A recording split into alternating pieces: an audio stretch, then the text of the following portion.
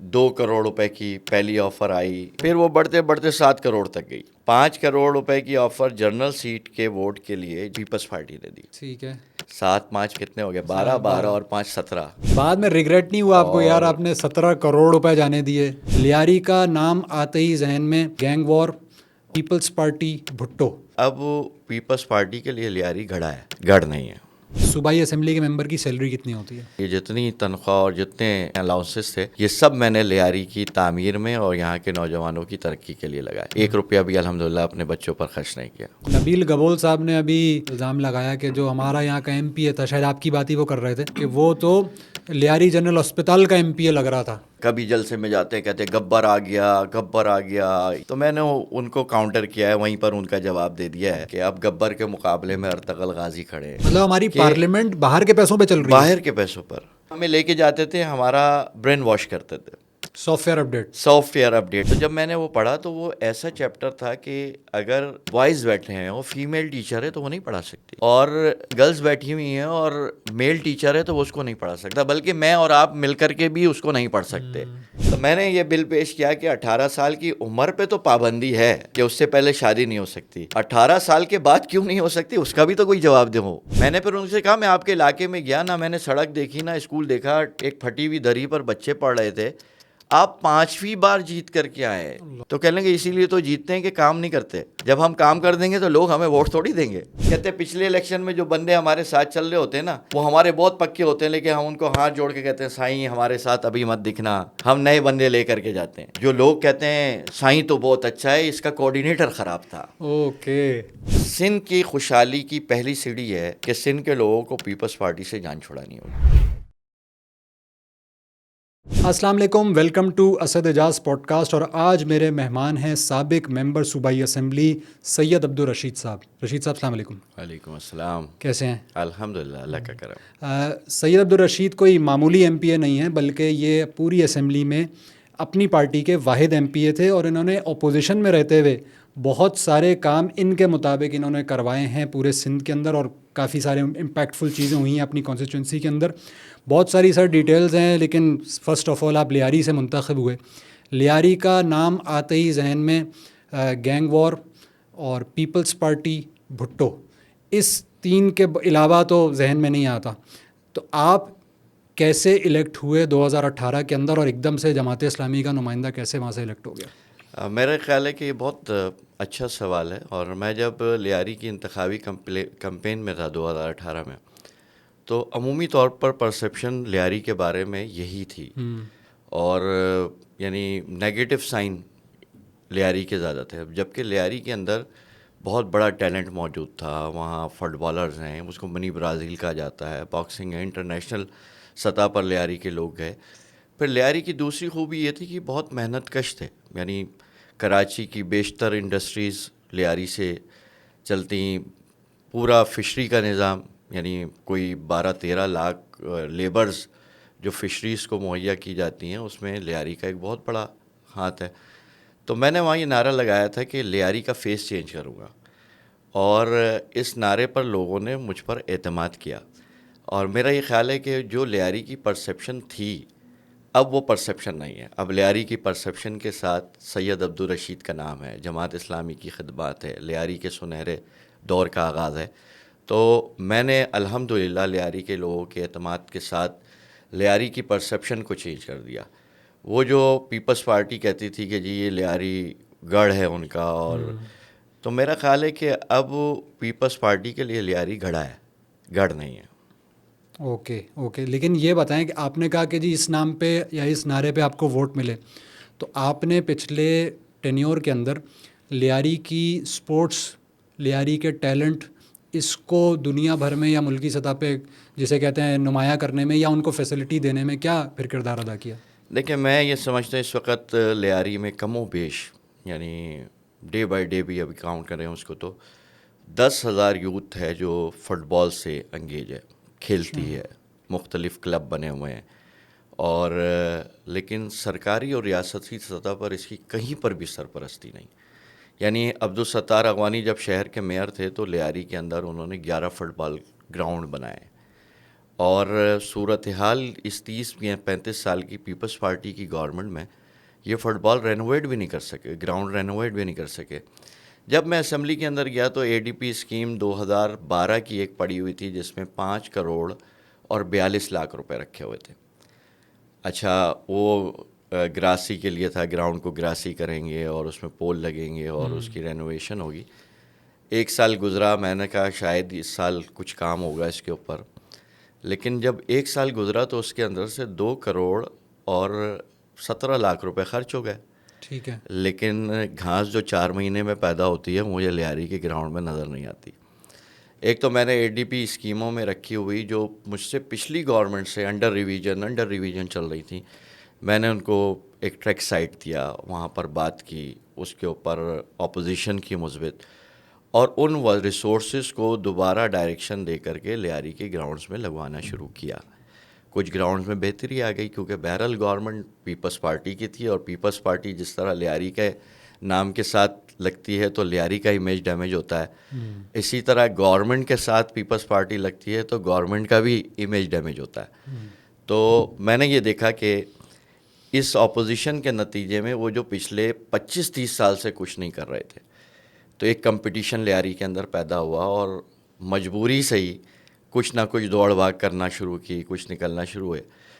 اپنے اینڈ پر میں نے کیا کیا، اپنے اینڈ پر میری سیلریز جو مجھے اسمبلی سے ملتی تھیں، اور میں نے الیکشن میں یہ بات پبلک سے کی تھی اپنی کہ میں نوکری کے لیے نہیں جا رہا، میں کاروبار کے لیے اسمبلی میں نہیں جا رہا، میں تو نمائندگی کے لیے جا رہا ہوں، آپ کی آواز بننے جا رہا ہوں.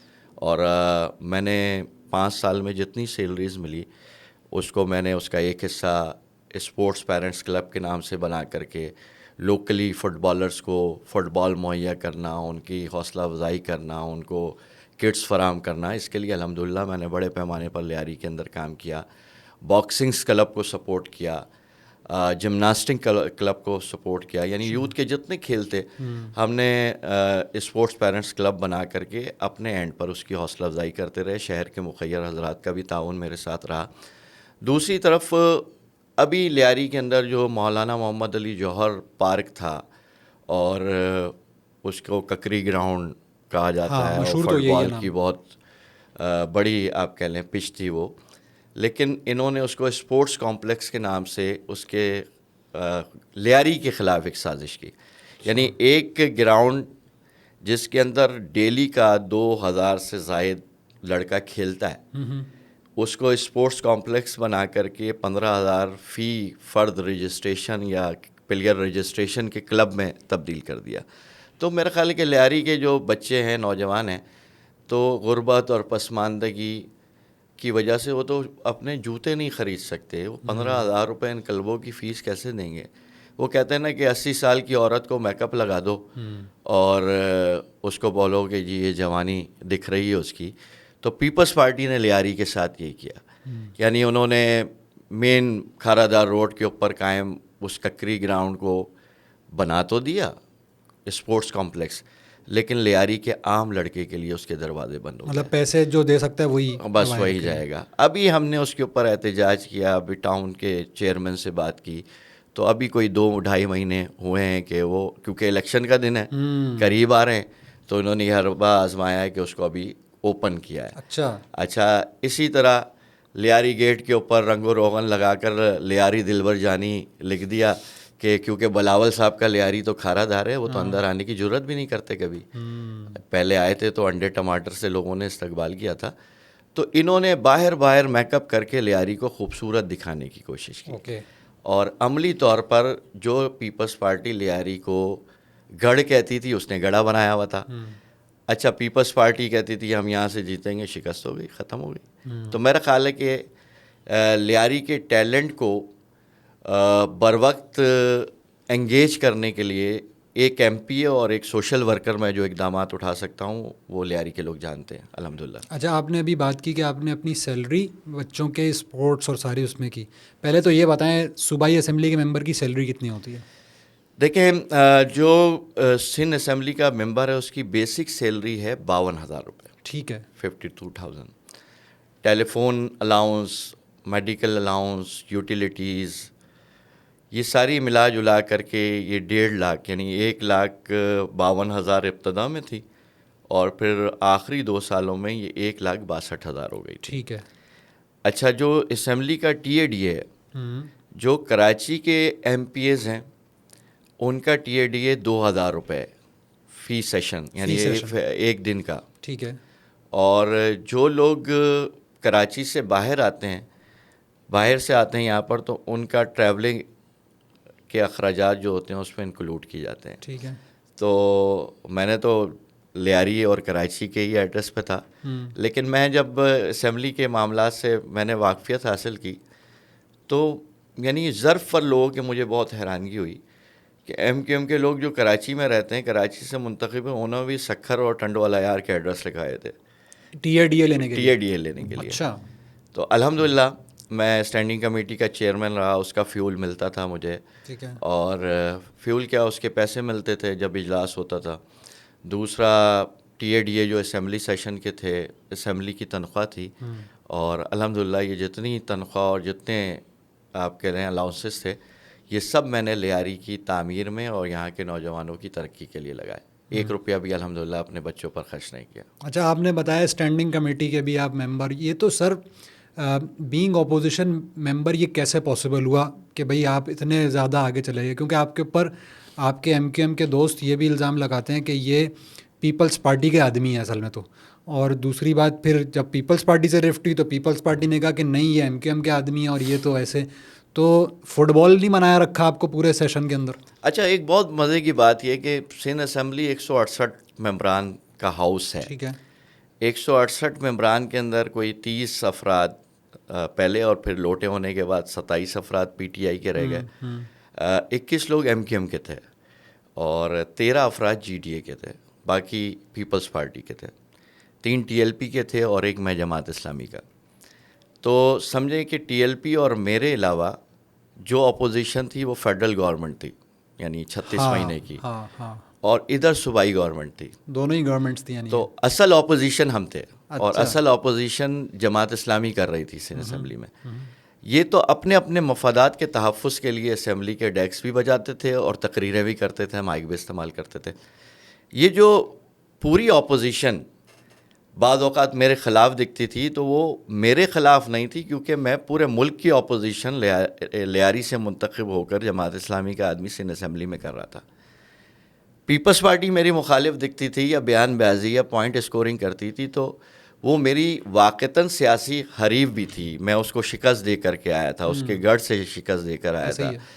تو میں جہاں کھڑا ہوا تھا الحمدللہ, وہ کہتے ہیں نا کہ آج کل لاڈلوں کی اصطلاح جو ہے وہ کسی اور معنوں میں استعمال ہو رہی ہے, لیکن مجھے تو اکلوتا ہونے کا لاڈلے کا اعزاز ملا. تو آپ سندھ اسمبلی کے لاڈلے تھے؟ اور میں آپ کہہ لیں کہ سندھ اسمبلی کے ملازمین ہوں اور سندھ اسمبلی کے ممبران ہوں, چاہے اپوزیشن بینچ پہ بیٹھے ہوں چاہے ٹریجری بینچ پر بیٹھے ہوں, تو میری باتوں سے میرے رویوں سے متاثر ہوئے. میں آپ کو اسی سے متعلق آگے کچھ موقع ملے گا تو بات بتاؤں گا.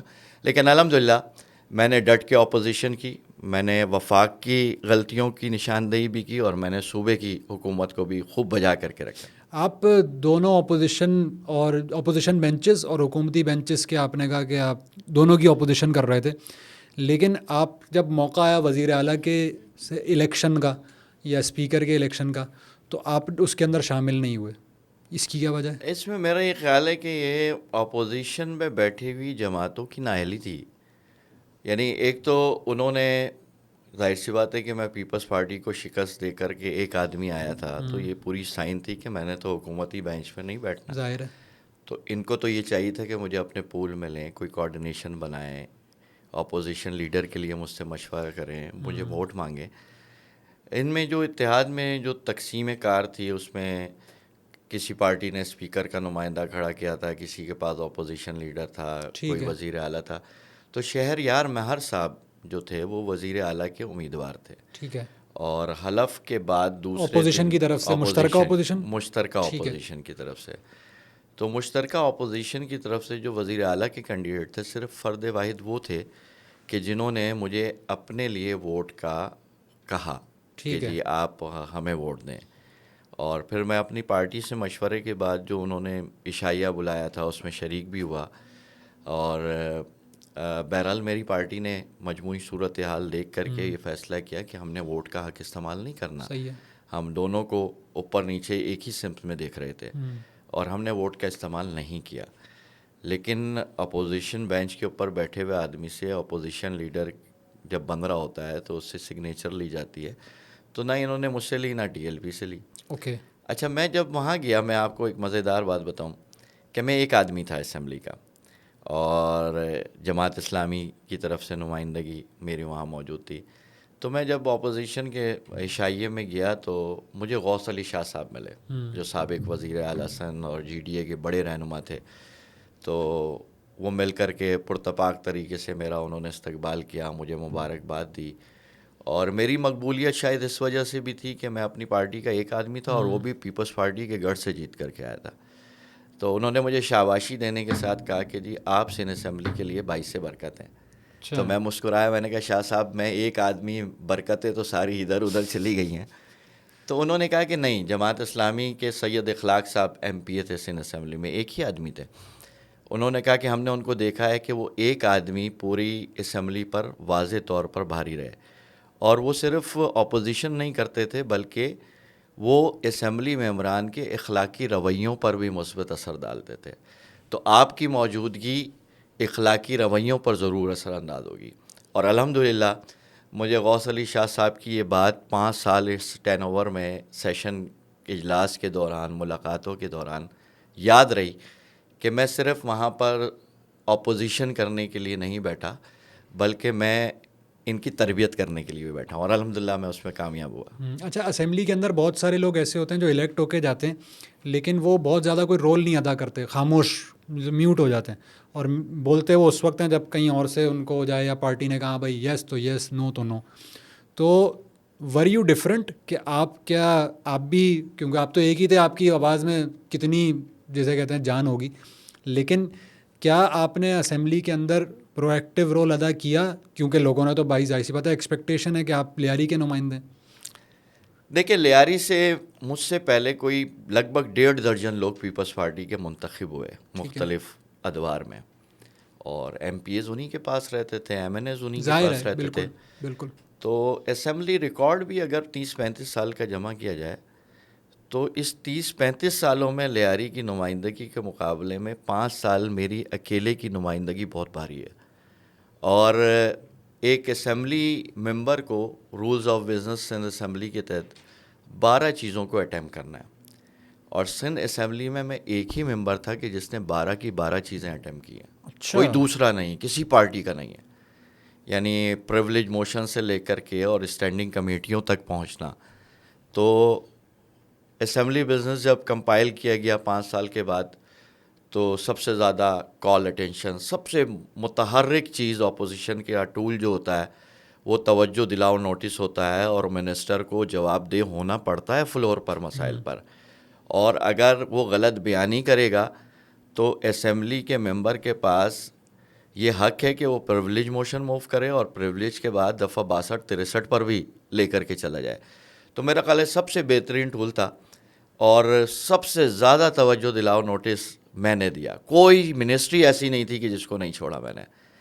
جو عوام کے حقوق تھے اس کی ترجمانی کی, کوشچن آور, ریزولیشن. میرے بڑے کارناموں میں سندھ اسمبلی میں اگر میں گنتا ہوں کہ جی میں نے بڑا کام کیا تو الحمدللہ میں اللہ تعالیٰ کا بہت شکر ادا کرتا ہوں کہ اللہ تعالیٰ نے مجھ سے یہ کام لیا کہ حلف اٹھاتے ہی میں نے دوسرے اجلاس کے اندر سندھ اسمبلی میں ختم نبوت اور ناموس رسالت کے تحفظ کی ریزولیشن منظور کروائی. کیونکہ میں دیکھ رہا تھا کہ ختم نبوت کے قانون کو ختم کرنے کے لیے سازشیں ہو رہی ہیں, رائے بنائی جا رہی ہے اور تانے بانے بنے جا رہے ہیں. تو میں نے کہا کہ سب سے پہلا کام میں نظریاتی اساس کے تحت میں یہ کام کروں گا, اور الحمدللہ میں اس میں کامیاب ہوا. میں نے دوسرا کام جو بہت بڑا کیا, میں جس حلقے سے جیت کر کے گیا تھا اس کا بہت حق تھا. وہ سفر کر رہا تھا, مشکل میں تھا, اس نے بہت مشکل دور دیکھے, بنیادی سہولتوں سے محروم تھا, آبادی بڑھ رہی تھی.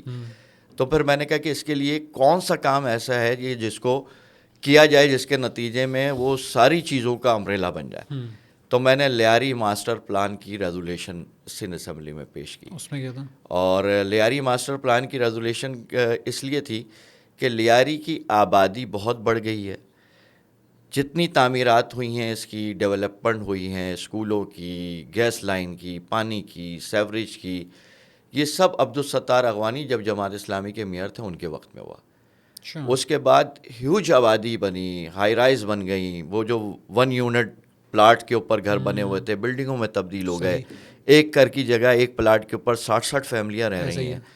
تو اس کو ریہیبلیٹیشن کی طرف لے کر کے جانا ہے پورے لیاری کو. بہت مشکل ہوئی اس ریزولیشن کو منظور کروانے، کیونکہ میں ایک ہی آدمی تھا. کہ ہاں یہی میرا سوال بنتا ہے کہ بھائی ایک بندے نے کیسے یہ کر لیا. ایک ہی آدمی تھا میں، لیکن میں نے ہر اس ٹول کو استعمال کیا کہ میں اپنی نمائندگی کا حق ادا کرنے کسی انتہا پر بھی جاؤں گا. میں پیپلز پارٹی کے منسٹر سے بھی ملا، میں پیپلز پارٹی کے بینچز کے اوپر بیٹھے ہوئے لوگوں سے بھی ملا، اپوزیشن کے لوگوں سے بھی ملا. آپ کو حیرت ہوگی کہ ایم کیو ایم نے میری ریزولیشن کے اوپر سائن اس لیے نہیں کیا کہ وہ کہتے تھے کہ آپ اس کو کراچی کی ریزولیشن کیوں نہیں بنا لیتے. تو میں نے ان سے یہ کہتا تھا کہ وہ 35 سال تو آپ کراچی کے اندر اقتدار میں رہے، تو آپ کے پاس تو موقع ہے. اس وقت آپ کا میئر تھا، یعنی وسیم اختر صاحب میئر کراچی تھے. میں نے کہا آپ کو ریزولیشن کی ضرورت ہے، آپ کا تو میئر بیٹھا ہوا ہے، آپ کراچی کو میگا سٹی بنا کے لے کر آئے، میں دستخط کروں گا، آپ ریزولیشن لے کر آئیں. لیکن جس حلقے کے لوگوں نے مجھے منتخب کیا ان کا حق یہ ہے کہ میں ان کے لیے اقدامات اٹھاؤں. بہرحال پیپلز پارٹی بھی ہرڈل ڈالتی رہی، لیکن کہتے ہیں نا گوٹ کہیں نہ کہیں تو کسی کی پھنستی ہے. اور عمومی طور پر جب لوگوں کی گوٹ پھنستی ہے کہیں تو لوگ ذاتی مفادات پورے کرتے ہیں. میں نے اسمبلی میں بیٹھ کے یہ دیکھا کہ ممبران اپنے ذاتی مفادات پورے کر رہے تھے. جب پیپلز پارٹی کی گوٹ میرے ہاتھ پھنسی تو میں نے لیاری کے مفادات حاصل کیے. میں نے اس ریزولیشن کو ان کو کہا کہ آپ کو منظور کرنی پڑے گی، اور میں نے ریزولیشن پیش کی اور سندھ اسمبلی میں متفقہ طور پر میری ریزولیشن منظور ہوئی. اور صرف منظور نہیں ہوئی بلکہ بلدیاتی محکمے اور داخلہ منسٹری اور ہیلتھ منسٹری اور ایجوکیشن منسٹری سب کو اس ریزولیشن کے ساتھ لائن اپ کیا گیا کہ اس ریزولیشن کے مطابق آپ ریہیبلیٹیشن پر لے کر کے جائیں گے. پھر الحمدللہ میں نے پھر اس کے بعد جو ہے وہ بجٹ کے اندر اے ڈی پیز میں اپنی اسکیمیں شامل کروائیں، اس کے اوپر کام ہوا. اور الحمدللہ آج لیاری کے لوگ دیکھتے ہیں کہ 5 سال پہلے جس وقت میں لیاری منتخب ہوا تھا تو میں کمپین چلا رہا تھا، پتھر رکھے ہوتے، نیچے گٹر کا پانی بہ رہا ہوتا تو ہم پتھر کے اوپر سے جا کے لوگوں سے رابطہ کرتے تھے. آج الحمدللہ 70% سیوریج کے مسائل حل کرنے میں ہم کامیاب ہو گئے. تو میرا خیال ہے کہ بہت ساری ایسی اسکیمیں ہیں جو میں لے کر کے آیا لیاری کے اندر اور آج آگے بڑھ گئے. اچھا 2018 میں آپ وہاں سے ایم پی اے بنے، اور اس سے پہلے ٹرینڈ یہ تھا کہ جو ایم پی اے لیاری کا ہوتا تھا یا تو وہ لیاری میں رہتا نہیں تھا، اور اگر بالفرض یا آپ مجھے کریکٹ کریں، ہو سکتا ہے لیاری میں رہتا بھی ہو، تو ایک ذہن ہے کہ بڑی سی ویگو، بڑا سا ڈالا، ایک پیچھے ایک آگے موبائل گھوم رہی ہوگی. تو 2018 کے بعد سے 2023، اب تو خیر آپ کے پاس کچھ بھی نہیں ہوگا کیونکہ اب تو آپ ایم پی اے نہیں رہے. اس دوران کیا آپ کا جسے کہتے ہیں کہ اسٹیٹس کیا رہا؟ آپ کے بھی ذہن میں تو یہ آیا ہوگا نا کہ یار اب لیاری سے ذرا منتخب تو ہو گئے، اب ذرا کہیں اور شفٹ ہوتے ہیں اور پھر ذرا ڈالے شالے میں آئیں گے تو ذرا مزہ آئے گا. دیکھیں ہم تو لیاری میں 1948 جنوری میں میرے نانا دادا ہجرت کر کے آئے لیاری بہار کالونی میں، ٹرو لیاری آئٹ. اور آج میری تیسری نسل، یعنی اب میرے بچے جوان ہو رہے ہیں، صحیح ہے، وہ بھی اسی پلاٹ پر 120 گز کے رہ رہی ہے. ہم جوائنٹ فیملی سسٹم میں رہتے ہیں، بھائی رہتے ہیں اوپر نیچے، ہم سب ایک ہی جگہ پر. یہ لیاری کی بدقسمتی رہی کہ ماضی میں لیاری کو انویسٹرز نے استعمال کیا، اور پیپلز پارٹی نے انویسٹر، اس نے پہلے اپنی مروسی سیٹ بنا کر کے رکھا، یعنی بھٹو صاحب لڑے وہاں سے جیتے، محترمہ بے نظیر شہید وہاں کھڑی ہوئیں جیتی. پھر وہ ایک تصور آ گیا کہ یہاں کسی کھمبے کو بھی کھڑا کریں گے تو وہ جیت جائے گا، اور 2-3 الیکشنوں میں ایسا ہوا. پھر وہ کھمبے گینگسٹرز میں تبدیل ہو گئے، اور پھر پیپلز پارٹی نے گینگسٹرز کو نمائندگی دی اور انہی کے حوالے ٹکٹ کیا، وہی ان کا علم لے کر کے چلتے تھے. آج بے شک وہ ڈینائی کریں لیکن سب سیاہ سند بنی ہوئی ہے ان کے لیے. ایک انجینئر رفیق تھے پیپلز پارٹی کے ایم پی اے, اوکے. اور ایک خالق جمعہ صاحب تھے پیپلز پارٹی کے ایم پی اے, ایک سلیم ہنگورو تھے پیپلز پارٹی کے ایم پی اے. 3 ایم پی ایز تھے جو لیاری سے لوکل رہے ان 35 سالوں میں. اچھا. باقی جتنے لوگ رہے لیاری سے, یا ڈیفنس میں رہتا ہے, یا وہ لاڑکانہ میں رہتا ہے, یا وہ بہادر آباد میں رہتا ہے, یا گلشن اقبال میں رہتا ہے, آج بھی 3 نشستیں ہیں, 2 صوبائی 1 قومی. قومی پر کینڈیڈیٹ ڈیفنس سے لے کر کے آئے ہیں, 107 پی ایس ہے اس پہ ڈیفنس سے کینڈیڈیٹ لے کر آئے ہیں, میرا حریف دبئی سے لے کر کے آئے ہیں. تو جو درجنوں کے حساب سے جیالے لیاری میں رہتے ہیں. پہلے ہم یہ کہتے تھے نا کہ پیپلز پارٹی استحصال کرتی ہے, تو ان کے ورکر اس بات کو اگر دل سے بھی مانتے ہوتے تو زبان سے نہیں کہتے تھے, ڈینائی کرتے تھے. اب تو ہم یہ کہتے ہیں پیپلز پارٹی اپنے کارکنان کا بھی استحصال کرتی ہے, اپنے ذمہ داران کا بھی استحصال کرتی ہے. ان کے بہت اچھے لوگ پارٹی کے لیے سرو کرتے رہے, سروسز فراہم کرتے رہے, ہم سے لڑتے رہے, اور ہم یہ سمجھتے تھے کہ یہ مقابل کینڈیڈیٹ بن کر سامنے آئے گا. لیکن پیپلز پارٹی نے سب کے ساتھ برا کیا, اپنی پارٹی کے لوگوں کے ساتھ, ان کے خلوص کے ساتھ. اب دوبارہ بیرونی کینڈیڈیٹ اتارے ہیں, اور کارکردگی ہے نہیں, تو وہ دیکھتے ہیں پیسہ کس کے پاس زیادہ ہے جو ان کو بھی دے سکے اور نیچے بھی دے سکے. تو ایسے لوگوں کو میدان میں لے کر آئیں, کیونکہ کارکردگی ان کی نہیں ہے, ان کو ووٹ نہیں ملنا. وہ تھوڑے بہت خرید و فروخت کے معاملات چلا کر کے چیزوں کو چلانے کی کوشش کر رہے ہیں. انشاءاللہ 8 فروری کے نتائج بتائیں گے. اچھا, آپ نے بتایا بھٹو صاحب, بے نظیر بھٹو, پھر تو کیا اس وقت بھی آپ کے مقابلے پہ پیپلز پارٹی کی سینٹرل لیڈرشپ بلاول بھٹو یا زرداری صاحب یا کوئی بڑا نام ہے؟ دیکھیں, بلاول صاحب تو آئے تھے پہلے الیکشن میں, اور میں نے 2018 کے الیکشن میں یہ چیلنج دیا تھا. حالانکہ میں اس وقت کینڈیڈیٹ نہیں تھا, میں سوشل ورکر تھا. ٹھیک ہے. جب انہوں نے کہا کہ میں لیاری سے الیکشن لڑوں گا, تو میں نے کہا 10 سال کے بعد الیکشن کے وقت میں بلاول صاحب کو لیاری یاد آیا, اور میں نے ان کو چیلنج دیا تھا کہ آپ آئیں, تشریف بھی لائیں اور الیکشن لڑیں بھی, لیکن جیت کے دکھائیں آپ. اور الحمدللہ لیاری کے لوگوں نے ہماری بات کا پاس رکھا. بلاول بھٹو صاحب اربوں روپے خرچ کر کے بھی لیاری سے نہیں جیت سکے. اس دفعہ انہوں نے ہمت ہی نہیں کی, حالانکہ پورا بلدیاتی نظام کیپچر کیا, اے سی ڈی سی کے الیکشن سے مینڈیٹ کی ڈکیتی کی, سب کچھ کیا. اس وقت ساری یو سیز کے چیئرمین, نیچے وارڈ ہمارے, نیچے ووٹ جماعت اسلامی کا, اوپر چیئرمین پیپلز پارٹی کا, وائس چیئرمین پیپلز پارٹی, انہوں نے ٹاؤن فوکس کیا تھا. جب ٹاؤن بھی آپ کے پاس موجود تھا اور آپ مروسی سیٹ بھی اس کو سمجھتے تھے, تو میرا خیال ہے لیاری والوں کی محبت کا تو حق یہ تھا کہ براہ راست کھڑے ہو جاتے. لیکن ان کو کلیئر سائن نظر آتی ہے کہ اب لیاری سے پیپلز پارٹی جیتنے والی نہیں, اس لیے انہوں نے ہمت ہی نہیں کی انتخاب لڑنے کے لیے. آج جتنے لوگ اتارے ہیں وہ سرمایہ دار اتارے ہیں, اور انشاءاللہ نتائج بتائیں گے. اچھا, یہ بتائیں, ابھی آپ نے بات کی کہ وارڈ کاؤنسلرز آپ کے اور پیپلز پارٹی اوپر, میرا خیال میں جو پہلے 15 جنوری کو جو پہلے الیکشنز ہوئے, اس میں یو سیز کے الیکشن کے اندر سے ایک ڈیلے ہوا کسی کی ڈیتھ کی وجہ سے, اور اس یو سی کے اندر جتنے وارڈز آتے تھے جو نیچے کاؤنسلرز تھے وہ جماعت اسلامی نے جیت لیے. 2-3 مہینے 4 مہینے بعد دوبارہ وہاں پہ الیکشن ہوا, یو سی چیئرمین کا ری الیکشن ہوا, کیونکہ پچھلا نہیں ہوا تھا, اور یو سی چیئرمین کے الیکشن میں جماعت اسلامی ہار گئی, پیپلز پارٹی آ گئی. تو 2-3 مہینے میں کیا پیپلز پارٹی کمیونیکیٹ کرنے میں کامیاب ہو گئی؟ کوئی اس نے اسکیمیں اناؤنس کر دیں, اس نے لوگوں کے ووٹ, کیا ہوا کہ بھائی وہ پیپلز پارٹی جیت گئے, آپ تو ہار گئے وہاں سے؟ پیپلز پارٹی نے جو یہ اتنا ٹائم گین کیا نا, کیونکہ بہرحال انتخابات سندھ گورنمنٹ نے کرانے تھے, اور مجموعی طور پر بلدیاتی انتخاب کا جو مذاق اس شہر کے اندر بنا, بلکہ پورے سندھ میں بنا, آج دنیا میں لوگ کس کے اوپر ہنس رہے ہیں.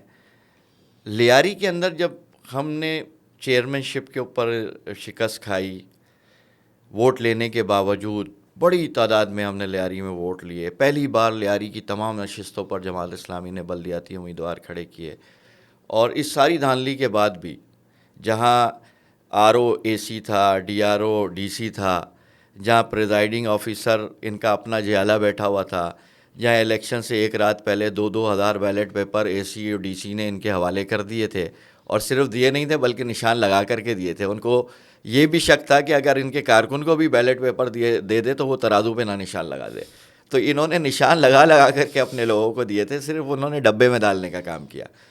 تو اس پوری صورتحال میں جب لیاری میں حافظ نعیم صاحب لیاری میں ہم اور کراچی میں حافظ نعیم صاحب میئر، یعنی مینڈیٹ موجود، چیئرمین موجود، پورا کراچی ساتھ موجود، لیکن کس طریقے سے انتخابات کو ہائی جیک کیا، 30 لوگوں کو اغوا کر لیا اور وفاداریاں تبدیل کروائی گئیں اور تانے بانے ملائے گئے، اور ایک طرف 10 لاکھ کا ووٹ کھڑا رہ گیا اور 2.5 لاکھ والے صاحب پیراشوٹ سے، وہ کہتے ہیں نا کہ وڈیرے اور جاگیردار، تو میں کہتا ہوں کہ یہ فارمی وڈیرے کو شہر کے اندر لے کر کے آئے. تو جو ہمارے میئر صاحب ہیں یہ فارمی وڈیرے ہیں، ولائت سے آئے ہیں، اور ان کی والدہ بہت اچھی خاتون تھی، اچھی سیاسی ورکر تھیں، لیکن ہمیں امید تھی کہ یہ اپنی والدہ کے نقش قدم پر چلیں گے، لیکن وہ زر اور زرداری والا جو ٹریک ہے وہ ان کو سوٹ کر گیا، یہ ادھر چلے گئے.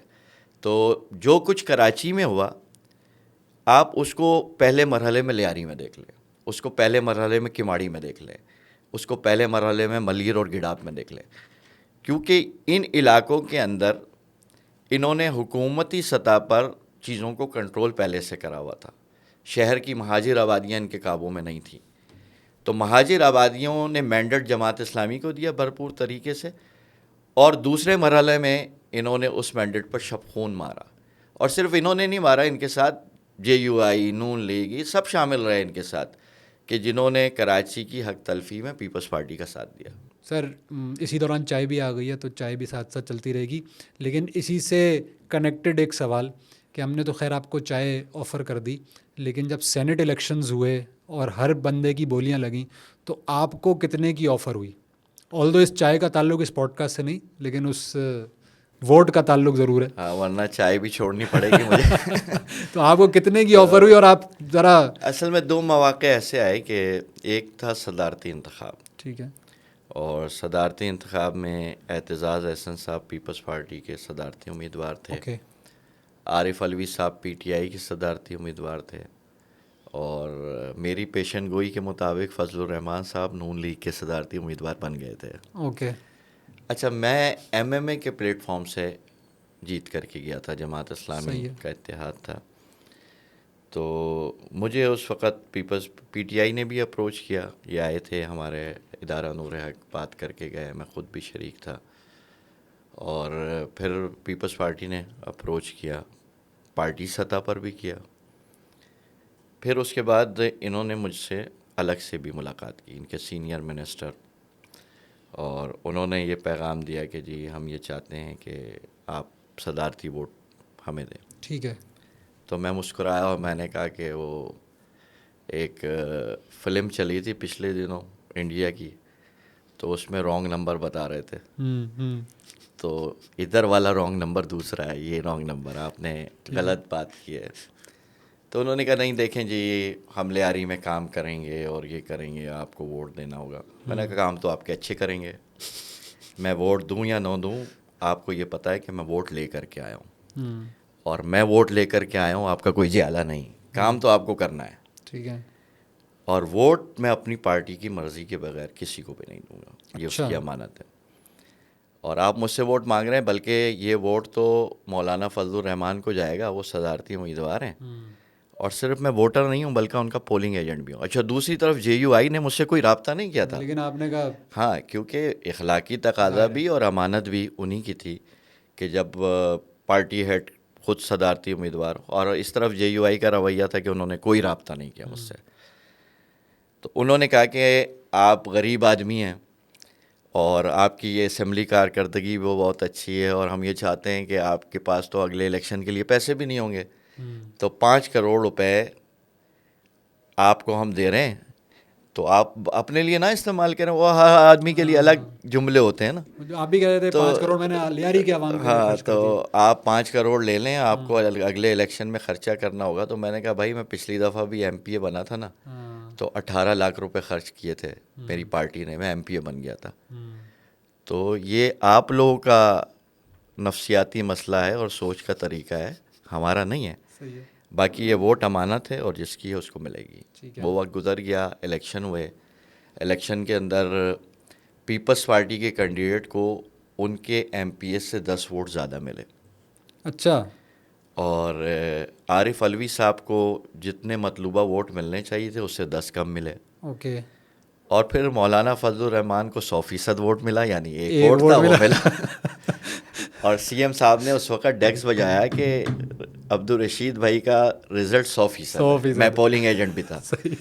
دوسرا مرحلہ آیا جب سینٹ کے انتخابات ہو رہے تھے. ہاں یہ کرٹیکل تو سینٹ کے جب انتخاب ہو رہے تھے تو فیڈرل گورنمنٹ نے, کیونکہ ایک سینٹ نے 3 ووٹ پول کرنے تھے سینٹ کے لیے, ایک ممبر نے جنرل سیٹ کا, ٹیکنوکریٹ کا اور خاتون کی نشست کا. تو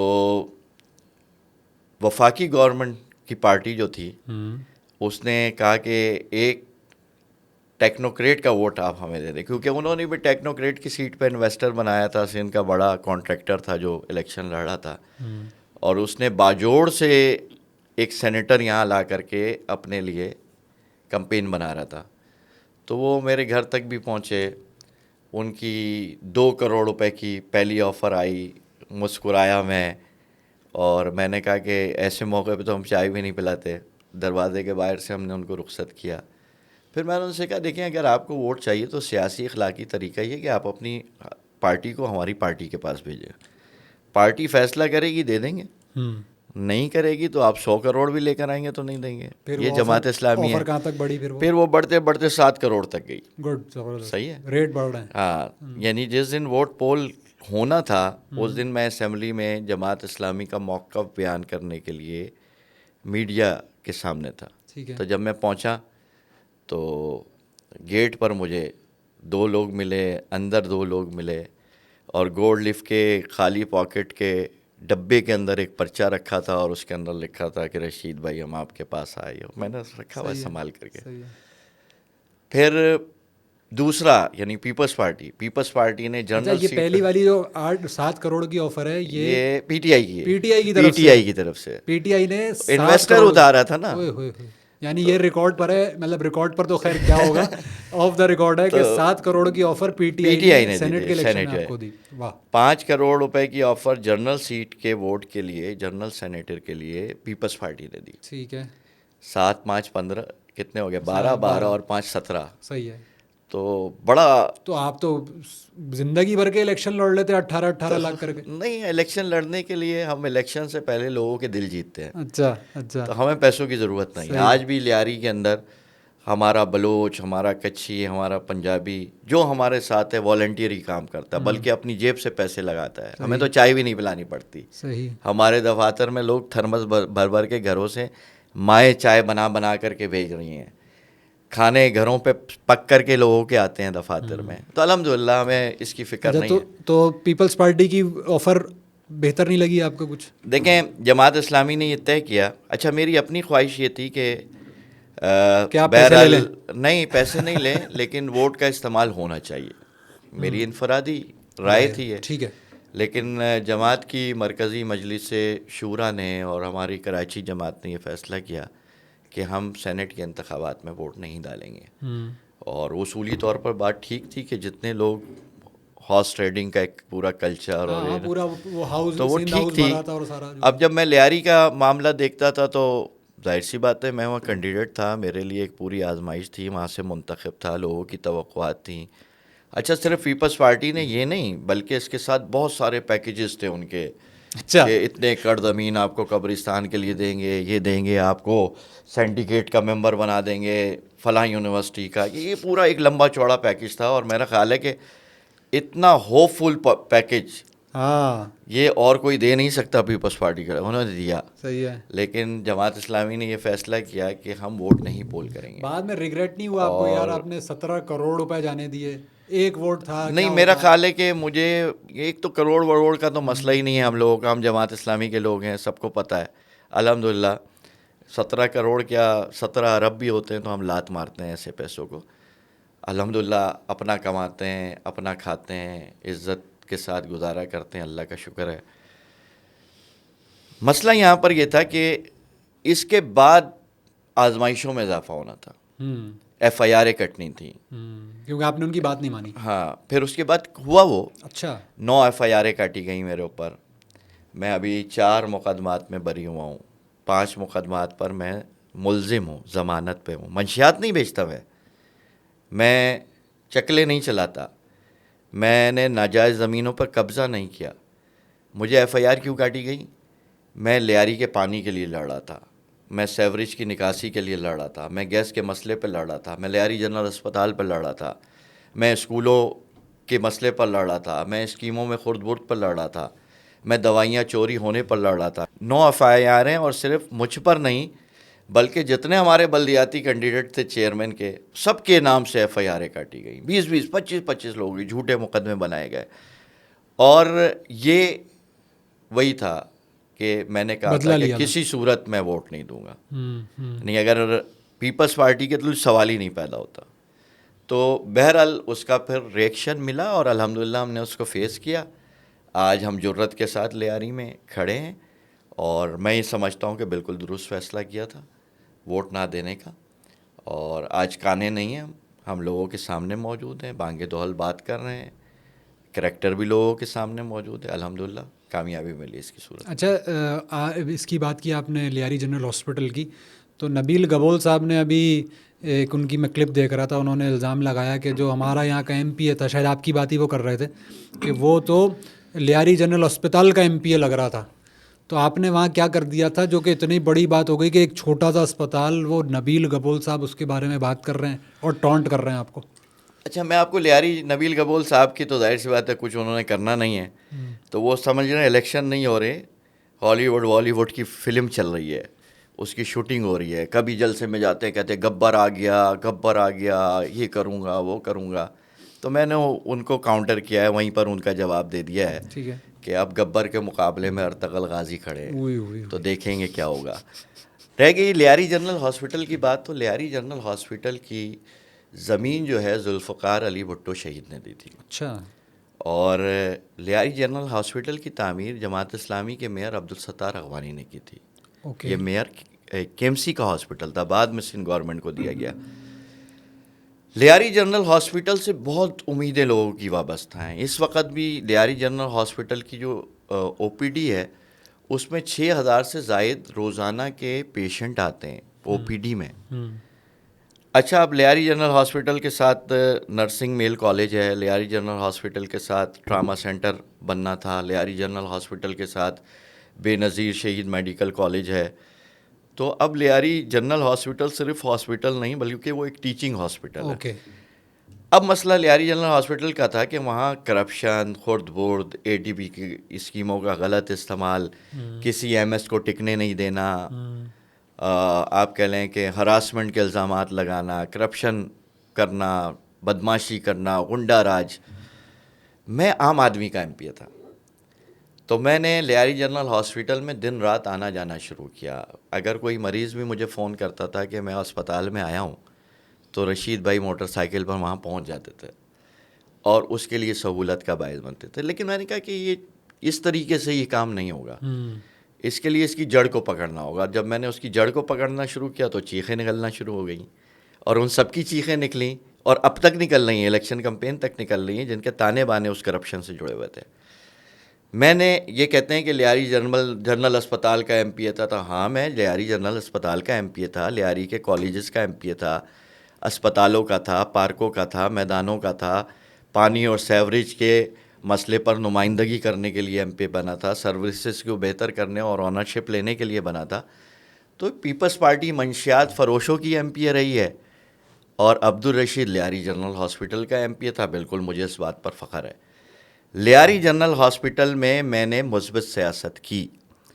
میں نے لیاری جنرل ہاسپٹل میں خرد برد اور غبن کے وہ معاملات جو اسٹیفن لیاری میل نرسنگ اسٹوڈنٹ کو ملتا تھا, 35,000 روپے ماہانہ مشاہرہ, اور یہ اس کو کھا جاتے تھے. پوری ایک گینگ بیٹھی ہوئی تھی, 1 روپیہ کسی بچے کو نہیں ملتا تھا. وہ میرے پاس آئے, میں نے کہا آپ میرے ساتھ کھڑے ہو, میں آپ کے ساتھ کھڑا ہوں, اور میں آپ سے وعدہ کرتا ہوں کہ 6 مہینے کے اندر اندر تمہارے 2 سال کے پیسے دلواؤں گا. ان لڑکوں نے مزاحمت کی, میں ان کو سلام پیش کرتا ہوں, ان کی جرت کو. نوجوان تھے, بڑے بڑے ڈھیر ہو جاتے ہیں, اور الحمدللہ میں ان کی امیدوں پر پورا اترا, اور 2.5 لاکھ روپے جو ان کے اکاؤنٹس میں آئے تھے اور اس کو سیز کر کے یہ چھین رہے تھے ان سے, آج سارے لیاری جنرل ہاسپٹل کے میل اسٹوڈنٹ کو ان کے مشاہرے مل رہے ہیں. میں نے کرپشن کا راستہ روکا. میں نے لیاری جنرل ہاسپٹل میں ADP اسکیم میں رکھی گئی رقموں کو درست سمت دی. میں نے لیاری جنرل ہاسپٹل میں سندھ کا سب سے بڑا کولڈ فارمیسی اسٹور بنایا. پیپلز پارٹی اپنے سندھ کے کسی اسپتال کی مثال لا کر کے دے دے انٹیریئر کی کہ کہیں کولڈ فارمیسی اسٹور بنایا ہے انہوں نے. صرف اسٹور نہیں بنایا بلکہ 3 سال کی میڈیسن تک ٹینڈر کر کے اسٹور کی. بعد میں انہوں نے خرد برد کی اس کے اندر. میں نے آکسیجن پلانٹ لگایا. میں نے لیاری جنرل ہاسپٹل کی انتظامیہ اور ہیلتھ منسٹر کے درمیان برج بنا. میں نے سروسز کو بہتر کرنے کے لیے عذرا پیچو صاحبہ انہوں نے بہت سپورٹ کیا, ایکسٹرا سپورٹ کیا مجھے. نمائندگی درست ہو تو چیزیں کہیں بھی موجود ہوں وہ پہنچ جاتی ہیں. عذرا پیچو صاحبہ زرداری کی بہن ہیں, لیکن آج میں بانگ دہل یہ کہتا ہوں کہ کوئی جا کر ان سے میری کارکردگی کا پوچھے. میں نے جو اسکیمیں ان کو دی انہوں نے ان اسکیموں پر عمل درآمد کروایا, مجھے سپورٹ کیا.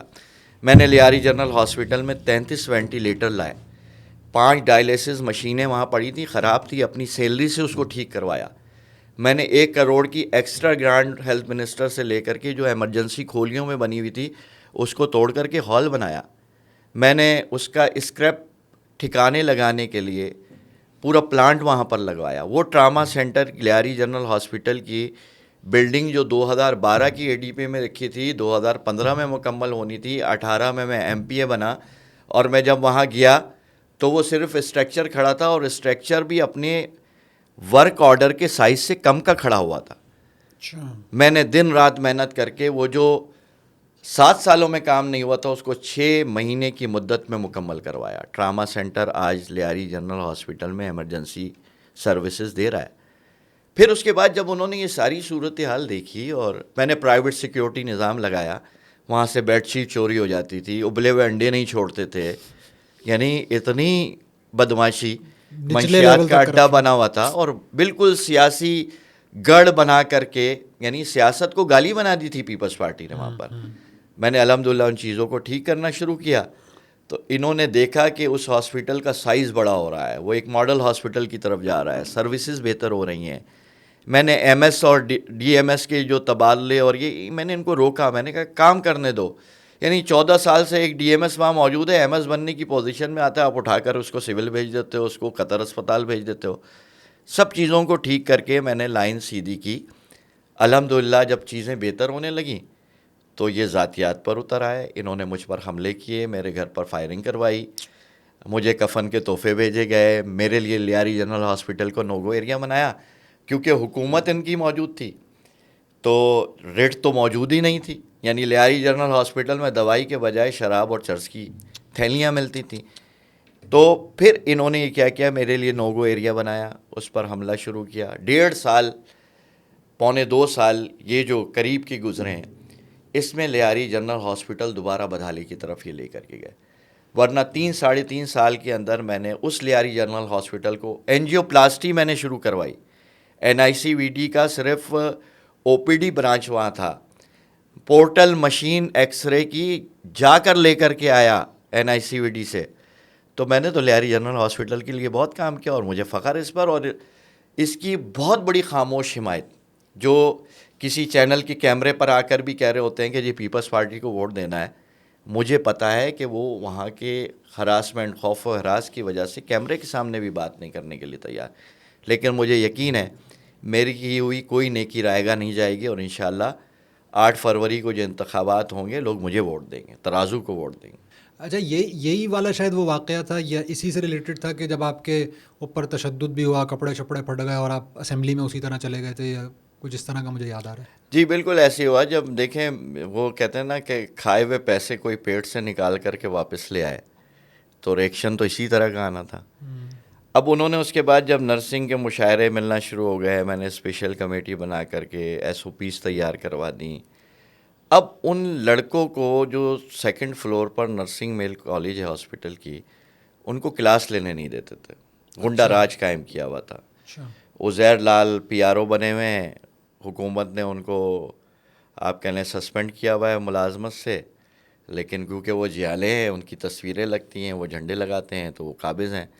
تو وہ گینگسٹر جو بندوقیں لے کر کے چلتے تھے اور اب یہ والے گینگسٹر جو سرکاری ملازمت کے آڑ میں اسپتال میں کھڑے ہوئے ہیں. اور میں سمجھتا ہوں کہ پیپلز پارٹی کی آخری لنگوٹی جو ہے وہ لیاری جنرل ہاسپٹل ہے, وہیں سے آپ نے اور وہ کھنچ رہی ہے تو چیخیں نکل رہی. تو وہ میں اس دن گیا تھا کہ یہ اسٹوڈنٹ سڑک پر بیٹھے ہوئے تھے. اچھا, کہ جانے نہیں دے رہے اور ایگزام شروع ہونے والے تھے, ان کو جانے نہیں دے رہے تھے. میں نے ایس ایس پی کو, ڈی ایس پی کو, سب کو فون کر کے دیکھ لیا, اور کوئی آگے بڑھنے کے لیے جرت نہیں کر رہا تھا ان کے ساتھ.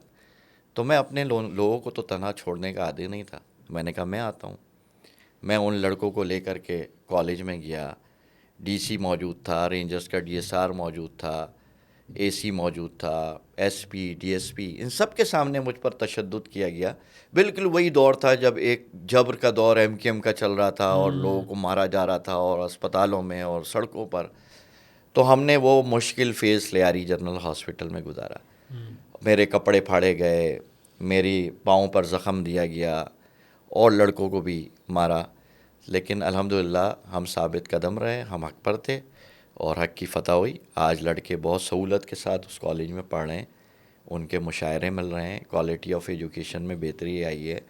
جب سیاسی مداخلت تعلیمی اداروں سے ختم اس سطح پر ہوتی ہے تو کوالٹی آف ایجوکیشن کے اوپر خود بخود فرق پڑتا ہے. اب چیزیں وہاں ٹھیک ہونا شروع ہو گئی ہیں نرسنگ کالج کی, لیکن اب بھی بہت کچھ کرنا وہاں پر باقی ہے, اور انشاءاللہ ہم جاری رکھیں گے. اچھا, آپ ایک تو آپ نے یہ بتایا, لیکن ایک انسٹنس یہ تھا کہ آپ اسمبلی اجلاس چل رہے اور عبدالرشید صاحب اسمبلی کی دیوار پھلانگ کے جا رہے ہیں, دروازے کیوں بند کر دیے تھے اور کیا سلسلہ تھا وہ؟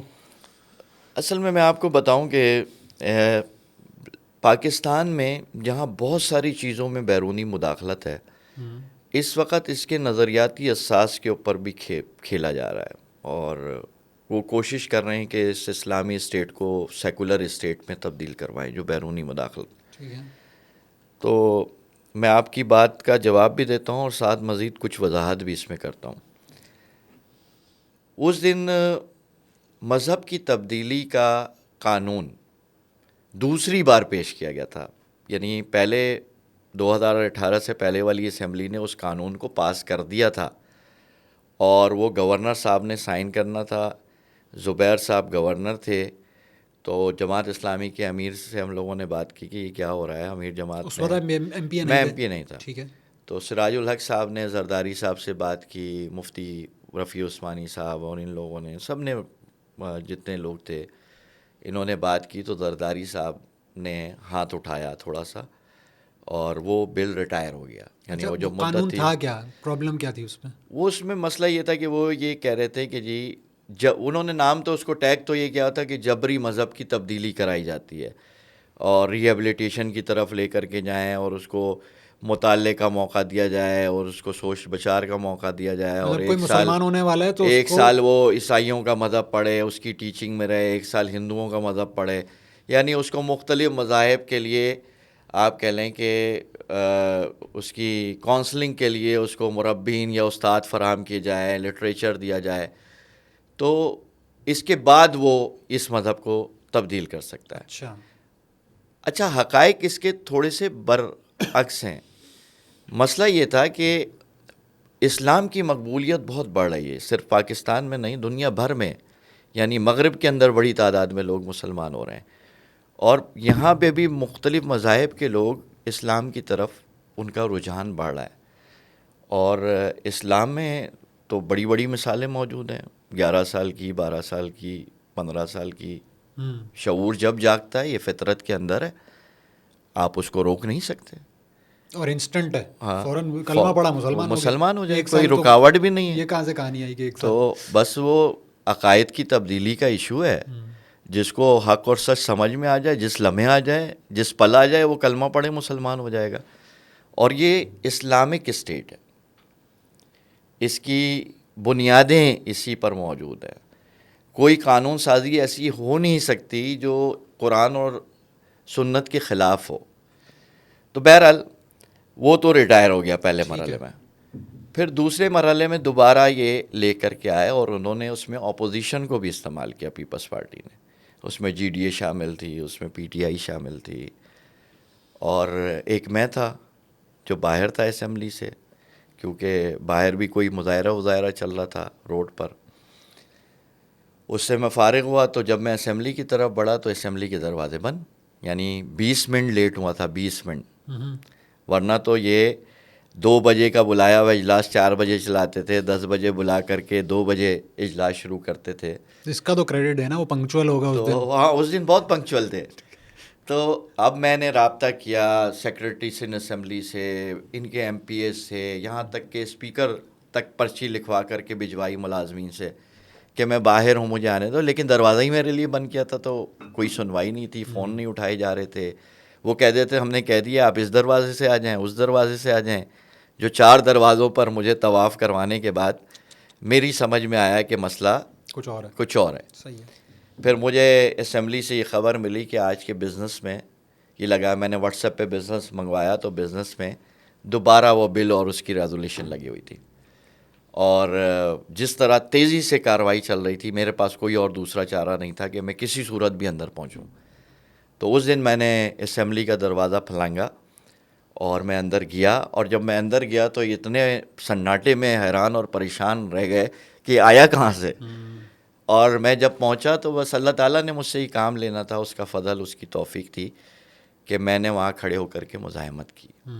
اور مزاحمت کی اور میں نے ان سے کہا کہ یہ قواعد اور ضوابط کے مطابق یہ بات طے ہے کہ اسلام سے متعلق کوئی بھی چیز آئے گی یا مذہب سے متعلق کوئی بھی چیز آئے گی اسمبلی میں جو قانون سازی کی طرف جائے گی, اس کو آپ کو پہلے اسلامی شریعت کونسل میں بھیجنا ہوگا. Ideology council. صحیح ہے. اور وہاں کی جو آپ کہہ لیں کہ گائیڈ لائن ہوگی, سفارش ہوگی, اس کے مطابق اقدامات ہوگا, آپ نہیں آزاد اس کے اوپر. اچھا, دوسری طرف سے اصرار تھا کہ نہیں جی یہ پہلے منظور ہو چکا ہے, پہلے منظور ہو گیا تو دوبارہ منظور کرانے کی کیا ضرورت تھی پھر. تو بہرحال میری مزاحمت, میرے دلائل, میری گفتگو, اس نے شاید تھوڑی سی آغا سراج درانی صاحب کے دل میں بھی نرمی ڈالی, پیپلز پارٹی کے اراکین کو بھی کوئی بات سمجھ میں آئی, اور پھر وہ پورا معاملہ ووٹ پہ چلا گیا کہ جی یہ بل پیش ہونا چاہیے کہ نہیں ہونا چاہیے. اچھا, اسی پہ کویشچن مارک لگ گیا. تو پھر میں نے کہا کہ آپ رائے لیں.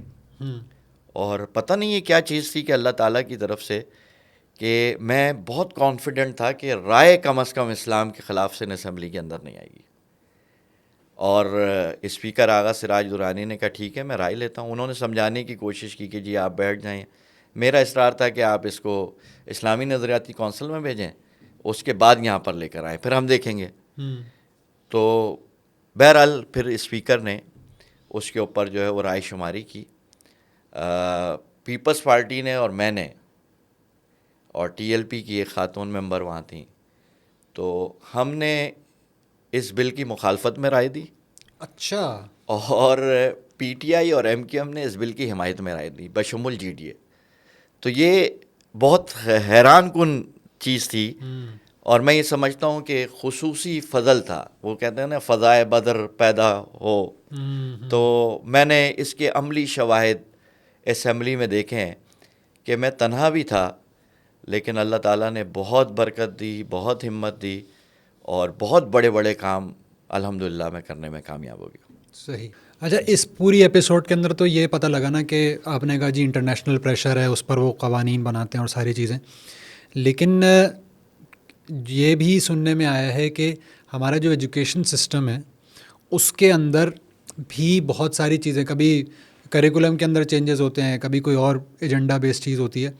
تو کیا جو آپ کے ممبر پارلیمنٹس ہوتے ہیں, چاہے وہ صوبائی یا قومی, ان کے اوپر کوئی اس حوالے سے پریشر بھی ہوتا ہے کہ جی آپ نے یہ بلز پاس کروانے ہی کروانا ہے, کیونکہ ظاہر سی بات ہے یہ تو بڑا کرٹیکل تھا, یا شریعت کورٹ میں چلا گیا یا آئیڈیالوجی میں چلا گیا ہو گیا, لیکن کیا اس کے علاوہ بھی کچھ اٹیمپٹس ہوتی ہیں ہمارے چیزوں کو چینج کرنے کے لیے؟ دیکھیں, بہت حیرت کن انکشاف مجھے یہ ہوا کہ یہ جو قانون ساز ادارے ہیں ان کو بیرونی فنڈنگ پہ کیوں چلایا جاتا ہے. یعنی یہ ایک بہت بڑا سوال ہے, اور میرا خیال ہے کہ ہم حکومت میں آئیں گے تو اس سوال کو کسی نہ کسی جگہ ایڈریس ضرور کریں گے. مطلب ہماری پارلیمنٹ باہر کے پیسوں پہ چل رہی ہے؟ باہر کے پیسوں پر. یعنی پارلیمنٹ کے لیے باہر کا پیسہ استعمال ہونا, اس کے ایم پی ایس کی ٹریننگ, اس کا ایجنڈا, یورپی یونین سے ایگریمنٹ, یو ایس ایڈ کے ساتھ ایگریمنٹ باقاعدہ سندھ اسمبلی، میں تو اس ٹاسک فورس کا ممبر تھا جس کو آپ کہہ لیں کہ اسمبلی کے لیے ریسورسز فراہم کرنے کے لیے جب کمیٹی بنائی گئی تو اس میں بھی ایک ممبر تھا. میں نے تو بہت براہ راست اس چیز کو دیکھا کہ یورپی یونین کا ڈیلیگیشن آ رہا ہے، یو ایس ایڈ کا آ رہا ہے، آسٹریلیا سے آ رہا ہے، فلاں سے آ رہا ہے، تو یہ سب لوگ اسلام کی سربلندی کے لیے تو نہیں آ رہے تھے نا یہاں پر، تو ان کے اپنے ایجنڈے تھے.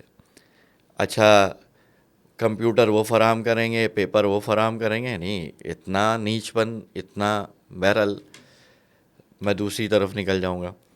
میں اسمبلی کے ممبران کی تقریباً جتنی ٹریننگز تھی میں اس میں شعوری طور پر شریک ہوتا تھا، اور میرا ایجنڈا یہی تھا کہ میں دیکھوں تو صحیح کہ ہوتا کیا ہے. کبھی اسلام آباد لے جا رہے ہیں، کبھی بھوربن میں ٹھہرا رہے ہیں، کبھی پی سی میں، سندھ اسمبلی کے سارے یہ جو ایک ایم پی اے کے اوپر جو ہے وہ 2 دن کے اندر یورپی یونین 3 لاکھ 4 لاکھ روپے خرچ کر رہی ہے، 80,000 روپے نائٹ والے ہوٹلز میں اسٹے ہو رہا ہے، بہت لگژریز. تو وہ تھوڑی لگژریز تو یہاں ہم جاتے تھے تو فیسیلیٹیٹ ہوتے تھے، تو لیکن میں جاتا اس لیے تھا کہ میں دیکھوں صحیح کہ کر کیا رہے. یہ ہمیں لے کے جاتے تھے، ہمارا برین واش کرتے تھے. سافٹ ویئر اپڈیٹ آپ اس کو آپ کی زبان میں کہہ سکتے ہیں. تو یہ جو سافٹ ویئر اپڈیٹ ہوتی تھی، یعنی اس کو ٹیگ لائن دیتے تھے، ہمارے معاشرے میں عدم برداشت ہے، ہمارے معاشرے میں شدت پسندی ہے. اچھا چلو ہم مان لیتے ہیں کہ عدم برداشت ہے، تو برداشت کرنے کے وہ طریقے جو پریکٹیکل ہوں. جس عدم برداشت کس چیز پر ہے؟ جب وہ پنڈورا باکس کھلتا تھا تو قومی اسمبلی میں ترمیم آ رہی تھی، تو اس کے اندر جو ہے وہ حلف نامے میں ختم نبوت کا تذکرہ تھا الیکشن کمیشن کے گوشوارے میں یا فارم میں، تو اس پر مزاحمت بہت زیادہ ہوئی. یعنی یہ ان کا پیرامیٹر تھا جو ہمارے سامنے پیش کیا، اور کہا کہ یہ مزاحمت تو پارلیمنٹ کے اندر نہیں آنی چاہیے، اور یہ تو اظہار رائے کی آزادی ہے. تو ہاں یہ اظہار رائے کی آزادی. تو یعنی یہ کام جو ہو رہا تھا، یہ باریک کام اتارا جا رہا تھا پاکستان کا، اور اس کے ذریعے پاکستان کی نظریاتی اساس کو تبدیل کرنا چاہتے تھے. اسی کے لیے انہوں نے بہت سارے بل کیے. وہ 18 سال سے کم عمر کی شادی پر پابندی، ٹھیک ہے کہ اس پر ہمارا موقف بھی یہ ہے کہ ایک میچورنس ہونی چاہیے، شریعت نے بہت واضح حکم دیا ہوا ہے، لیکن آپ پابند تو نہیں کر سکتے نا. یعنی آج پاکستان کے مختلف جغرافیہ میں مختلف فزیک ہوتی ہے انسان کی، یعنی 12 13 14 سال کے اندر لڑکی بلوغت میں ہوتی ہے، اور اس نہج میں ہوتی ہے کہ شاید کراچی کے مقابلے میں وہ کے پی کے کی جو ہوتی ہے وہ پوری جوان موجود ہوتی ہے. تو بہرحال میں نے سندھ اسمبلی میں ایک بل پیش کیا. اچھا. اور پرائیویٹ بل، میں یہ بات بتا رہا ہوں بڑی مزیدار ہے. تو میں نے یہ بل پیش کیا کہ 18 سال کی عمر پہ تو پابندی ہے کہ اس سے پہلے شادی نہیں ہو سکتی، 18 سال کے بعد کیوں نہیں ہو سکتی اس کا بھی تو کوئی جواب دے ہو. تو میرا یہ بل بہت پاپولر ہوا، اور کیونکہ عمومی طور پر نوجوانوں کا مسئلہ ہے یہ، اور سوسائٹی کی تعمیر کے لیے بھی ضرورت ہے، بہت ساری خرابیاں اس سے رک جاتی ہیں. جب میں نے یہ بل پیش کیا تو اس سے پہلے میں 9 بل اور پیش کر چکا تھا. ٹھیک ہے. یعنی میں نے جمع کرائے تھے، وہ ٹیبل نہیں ہوتا تھا. اپوزیشن بینچوں پہ بیٹھے ہوئے 64 ممبران میں سے کوئی 13-14 لوگ تھے جو قانون سازی میں حصہ لیتے تھے مختلف، اور ان کے کوئی 102 سے زائد پرائیویٹ بل جمع تھے. لیکن ہر منگل کو پرائیویٹ ڈے ہوتا تھا، جیسے ہی بل کا نمبر آتا تھا حکومتی بینچ سے کوئی قرارداد آ جاتی تھی، اور 2 گھنٹے اس میں کھینچ کر ٹائم ختم کر کے اور بھیج دیتے تھے. جس دن میں یہ بل جمع ہوا تو اس کے دوسرے دن جب میں نے یہ بل جمع کرایا تو پھر اس کے بعد میں نے پریس کانفرنس کی، پبلش ہوا کہ میں یہ بل لے کر کے آ رہا ہوں. تو بختیار بھٹو زرداری صاحبہ کا ٹویٹ آیا کہ جماعت اسلامی کا ایک ایم پی اے بل پیش کر رہا ہے، اس کو تو ہم بلڈوز کر دیں گے. میں نے کہا ان کو پتہ نہیں کیا ہو گیا، اس میں کیا چیز ہے ایسی. اور پھر میں نے اپنے اسمبلی کولیگس کو کہا کہ اب تم لوگوں کے لیے راستہ بن گیا، تمہارے بل بھی لگ جائیں گے. اگلا پرائیویٹ ممبر ڈے آیا، یعنی ود ان ویک میرا بل اسمبلی کے ٹیبل پر تھا. 19ویں نمبر پر میرا بل لگا تھا. مجھ سے پہلے 18 بل لگے ہوئے تھے، رابعہ اصفر نظامانی کا تھا، پھر 2 شمیم نقوی کا تھا، بہت سارے لوگوں کا تھا. تو ایک بل آتا تھا اور یس نو میں مسترد کیا جاتا تھا. کرتے کرتے بڑی تیزی سے میرا بل آیا. تو جب مجھے اسپیکر نے کال کیا تو میں کھڑا ہوا, میں نے کہا آ گیا وہ شاہکار جس کا تھا انتظار. اور پھر میں نے اسمبلی فلور پر کہا کہ اپوزیشن بینچوں پہ بیٹھے ہوئے ممبران میرا شکریہ ادا کرو, آج میری وجہ سے تمہارے بل بھی ٹیبل پر لگے. تو بہرحال کیونکہ ان کے اوپر یورپی یونین کا بہت دباؤ تھا, یہ پیسے لیتے ہیں ان سے, اور صرف قانون سازی پہ نہیں, اس وقت 3 چیزوں پر بیرونی فنڈنگ لگ رہی ہے. ایک لا میکنگ پر, دوسرا جو ہے وہ ایجوکیشن پر, اور تیسرا ہیلتھ سروسز پر. ہیلتھ سروسز کے ذریعے ان کا پورا ٹارگٹ مسلم آبادی کو کنٹرول کرنا. ٹھیک ہے. قانون سازی کے ذریعے ملک کی نظریاتی اساس کو بگاڑنا, ختم کرنا, اس کو سیکولر ریاست میں تبدیل کرنا, اور ایجوکیشن میں کریکولم کے ذریعے بیس چینج کرنا. سید سردار علی شاہ صاحب بہت اچھے آدمی, ادیب, شاعر, پڑھے لکھے آدمی, اور انہوں نے اپنی دانش میں بہت ساری کوششیں بھی کی. میں اپریشیٹ کرتا ہوں, اسمبلی فلور پر بھی انہوں نے مجھے تعاون کیا. پیپلز پارٹی کبھی کسی ایجوکیشن منسٹر کو لیاری کی گلیوں میں گھمانے میں کامیاب نہیں تھی. میں 3 دفعہ اس کو گلیوں گلیوں لے کے گھما ہوں, رسپانس دیتے تھے, اسکولوں میں لے کے گیا. تو میں نے ایک دن ان سے شکایت کی, اور میری شکایت یہ تھی کہ میں نے Sindh Jamshoro text book board کی پہلی جماعت سے لے کر کے میٹرک تک کی کلاسز کی جو کتابیں تھیں ان کو جمع کیا, اور میں نے پڑھا. 1-2 لوگ میں نے اپنے ساتھ لگائے, تو صرف اس کے اندر جو غلطیاں تھیں جملوں کی, حروف تہجی کی, پروف کی, وہ ہزاروں میں تھی. اچھا. ان سب کو میں نے کمپائل کیا. کمپائل کرنے کے بعد میں نے اس پہ توجہ دلاؤ نوٹس دیا اسمبلی میں, انہوں نے اس کو ایکسیپٹ کیا. سندھ ٹیکسٹ بک بورڈ والوں کو بلایا, میٹنگ کروائی. پھر لینگویج ایڈیٹر بھی اردو کا میں نے رضاکارانہ فراہم کیا, اور کچھ غلطیاں دوسرے سال ریموو کی اس کے اندر.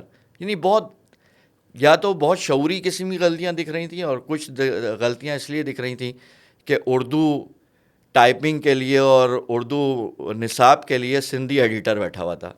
تو غلطیاں تو ہونی ہیں, تو ہم نے اس کو لائن اپ کرنے کی اپوزیشن بینچ پر بیٹھ کر کے بھی کوشش. لیکن یہ تو چیزیں بیرونی ایجنڈے میں نہیں ہوں گی. میں آپ کو بتاتا ہوں نا.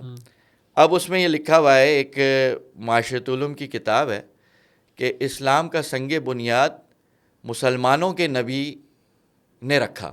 یہ کون سا جملہ ہے؟ اسلام کا کون سا سنگ بنیاد ہے؟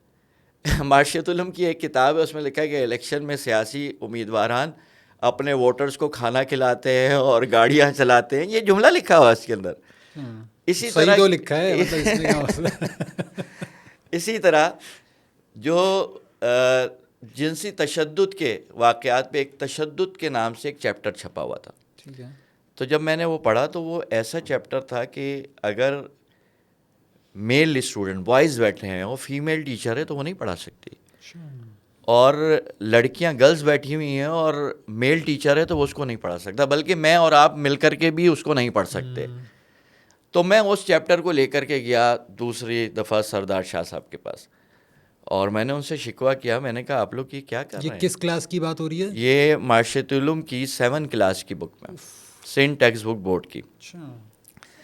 تو نہیں, اردو کی کتاب, سوری. تو انہوں نے جب دیکھا تو مسکرائے. پھر اور لوگ بیٹھے تھے, وہ چلے گئے. تو انہوں نے اپنی دراز کھولی اور دراز سے اوریجنل چیپٹر جو تھا یہ تشدد کا, جس کا نام ہی جنسی تشدد تھا, اس کو تشدد کیا تھا انہوں نے. تو وہ مجھے دیا, اور میں نے جب پڑھا تو وہ اتنا بھیانک, اتنا شرمناک تھا کہ میں اس کو زیادہ نہیں پڑھ سکا. وہ والا اچھا لگنے لگ گیا. تو وہ جو پہلے والا تھا وہ اچھا لگنے لگا. تو میں نے ان کو واپس کیا. انہوں نے کہا رشید بھائی آپ, ایک تو وہ بھی سید تھے, میں بھی سید تھا, تو تھوڑا سا. تو انہوں نے کہا دیکھیں میں اور آپ یہ بات سمجھتے ہیں, لیکن آپ کو بھی پتہ ہے کہ ہمارے ملک میں مداخلت بہت زیادہ ہے. میں جس جگہ بیٹھا ہوں میں چیزوں کو روکنے کی کوشش کر رہا ہوں, اور یہ جو چیپٹر چھپا ہے یہ اب 30% رہ گیا ہے, 70% تو میں نے کہا میں نے دیکھ لیا. اردو کا چیپٹر ہے, انگلش میں لکھا جا رہا ہے, پھر اس کی ٹرانسلیشن ہوتی ہے اردو میں. سندھی کا چیپٹر ہے, انگلش میں لکھا جا رہا ہے, پھر اس کی ٹرانسلیشن ہوتی ہے سندھی میں. یہ ہمارے کریکولم بورڈ کا حال تھا.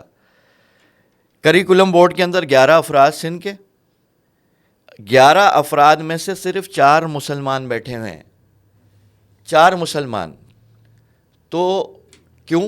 اچھا, انہوں نے یہ محبت کی اور اقدام اٹھایا کہ انہوں نے مجھے کریکولم کونسل کا جو اجلاس بلاتے تھے اس کے بعد وہ مجھے بھی بلا دیتے تھے. جو کام وہ نہیں کر سکتے تھے ہم ٹیڑھے لوگ کر لیتے تھے. تو 2 اجلاس کے بعد کریکولم کے اجلاس میں بھی مجھے بلانا بند کر دیا, اور 2 مہینے کے بعد سید سردار شاہ صاحب کی وزارت تعلیم سے بھی چھٹی ہو گئی. اتنا پریشر. اور پھر 1.5 سال پونے 2 سال کے عرصے سعید غنی صاحب اس کو سنبھالتے رہے, جس میں اسکول ڈیکس اسکینڈل بہت زیادہ مشہور ہوا 35,000 والا.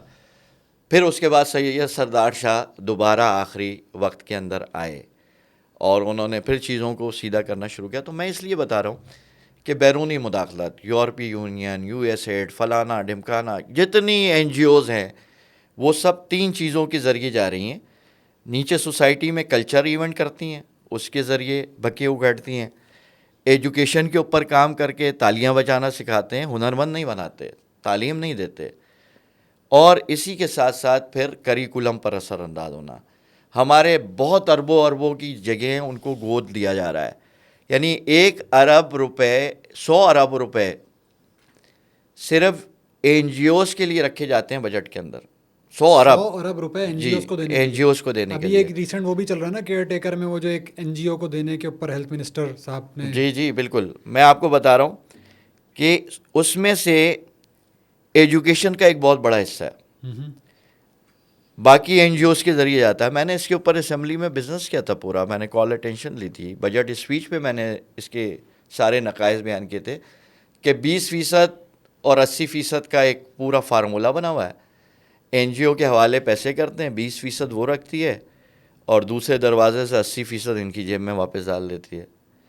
تو یہ ایک پورا سسٹم بنا ہوا ہے. اور میں یہ سمجھتا ہوں کہ سندھ کی خوشحالی کی پہلی سیڑھی ہے کہ سندھ کے لوگوں کو پیپلز پارٹی سے جان چھڑانی ہوگی.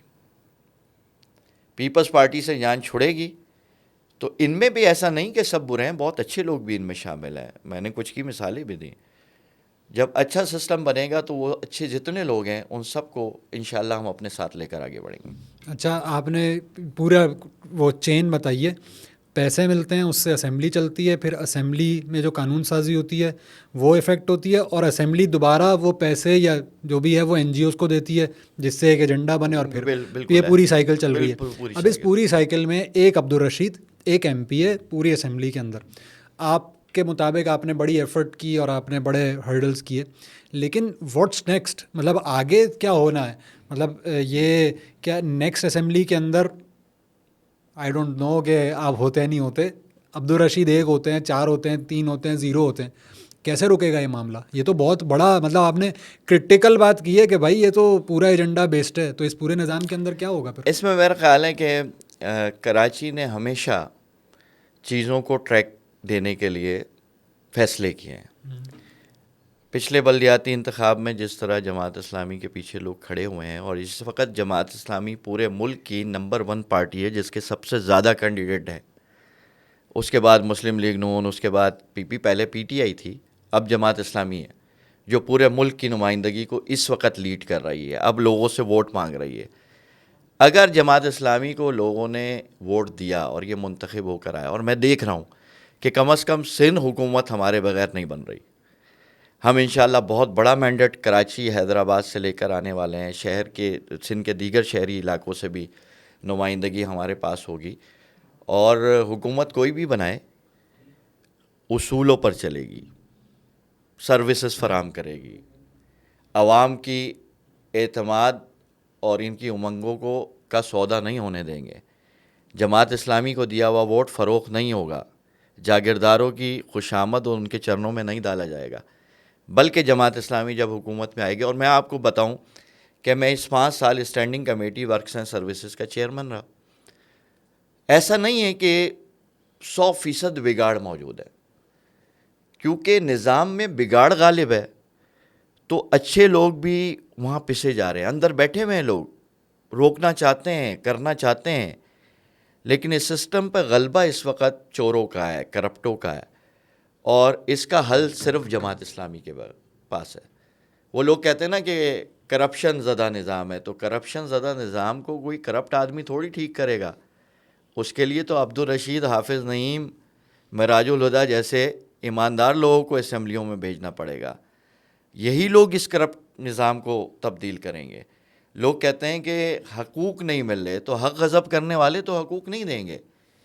حق کے لیے لڑائی لڑنے والے, حق کے ساتھ کھڑے ہونے والے, سچ کا ساتھ دینے والے لوگ ہی حقوق ادا کریں گے.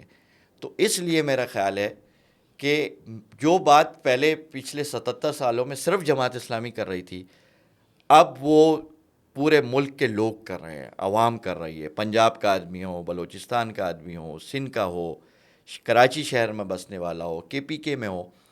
ہمارا بیانیہ دیر سے صحیح لیکن اب لوگوں کو سمجھ آنا شروع ہوا ہے. عمران خان صاحب کا اس میں بہت بڑا کمال ہے, یعنی انہوں نے اس بیانیے کو بہت زیادہ آپ کہہ لیں کہ جان دی ہے. اور اس وقت جو کچھ ہو رہا ہے, یعنی ہم کہتے ہیں نا ظلم کا نظام ہے. میں سیاسی اختلاف رکھنے کے باوجود بے نظیر کو ایک بہت بڑا لیڈر سمجھتا. ان کے ساتھ ظلم ہوا ہے, ان کو راستے سے ہٹایا گیا ہے.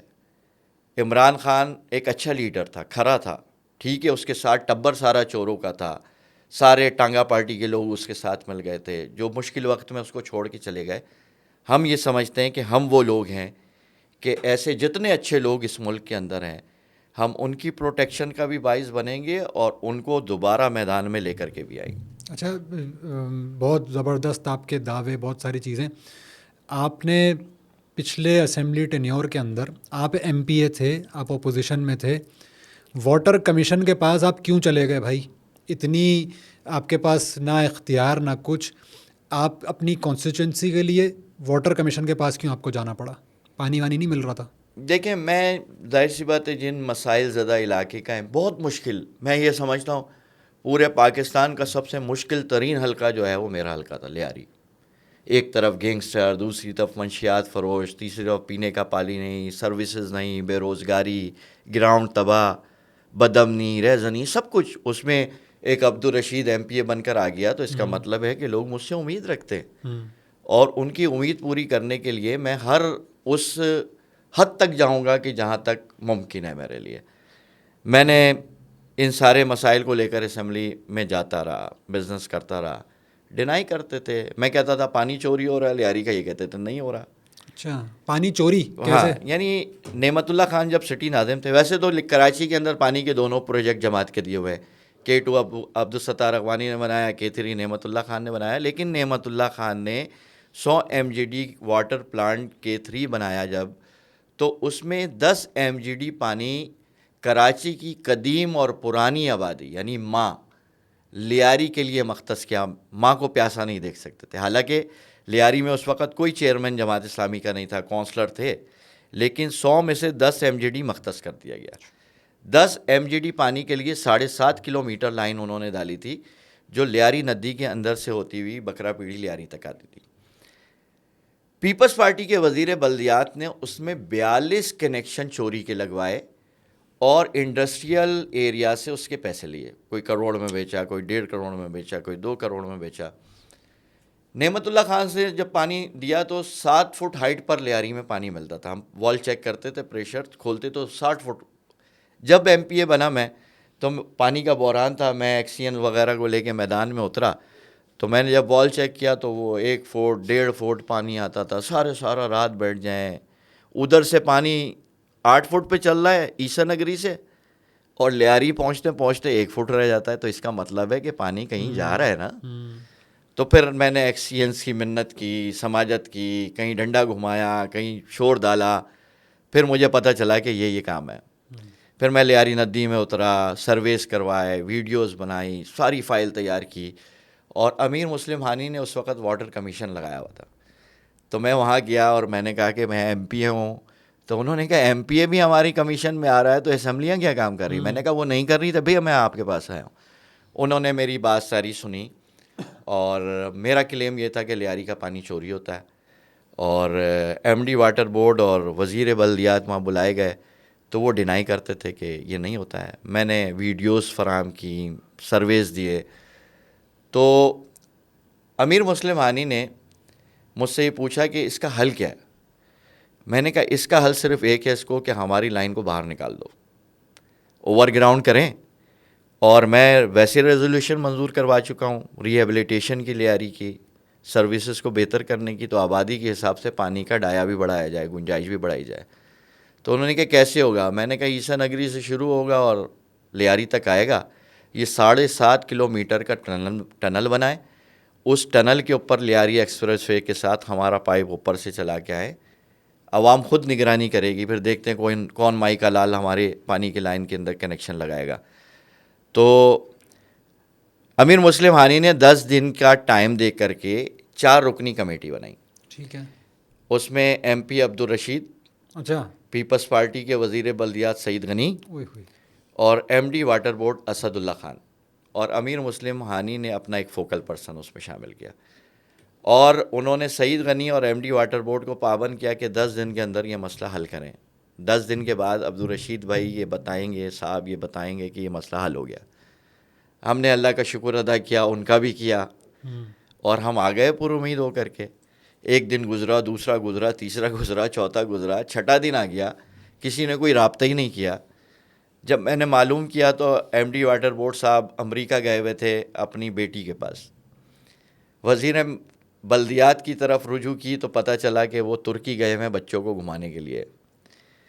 تو پھر عبدالرشید بھی چلے گئے امیر مسلم ہانی کے پاس گھومنے کے لیے. ترکی تو نہیں, ان کے پاس جا سکتے ہیں. پھر وہاں جا کر کے میں نے ان کو کہا, میں نے کہا آپ نے صاحب یہ بنایا ہے, یہ تو چلے گئے. تو خیر انہوں نے بہت اچھا رسپانس دیا, لائن اپ کیا چیزوں کو. اور پھر وزیر بلدیات نے مجھ سے رابطہ کیا اور انہوں نے کہا کہ میں آ رہا ہوں, آپ اس کال اٹینشن دیں آپ, اور ہم اس کو قبول کریں گے آپ کے مسئلے کو. پھر میں نے توجہ دلاؤ نوٹس دیا, پرپوزل میں نے اسمبلی میں رکھا, اور وزیر بلدیات نے اس کو قبول کیا کہ ہاں یہ بات ٹھیک ہے اور اس پرپوزل پر ہم کام کریں گے. پھر میں نے سی ایم سے اس کے اوپر ریکویسٹ کی اسپیشلی, اور اس کے اوپر مستقل کام کرتے کرتے بالآخر میں نے اس لائن کو اے ڈی پی اسکیم میں شامل کروایا.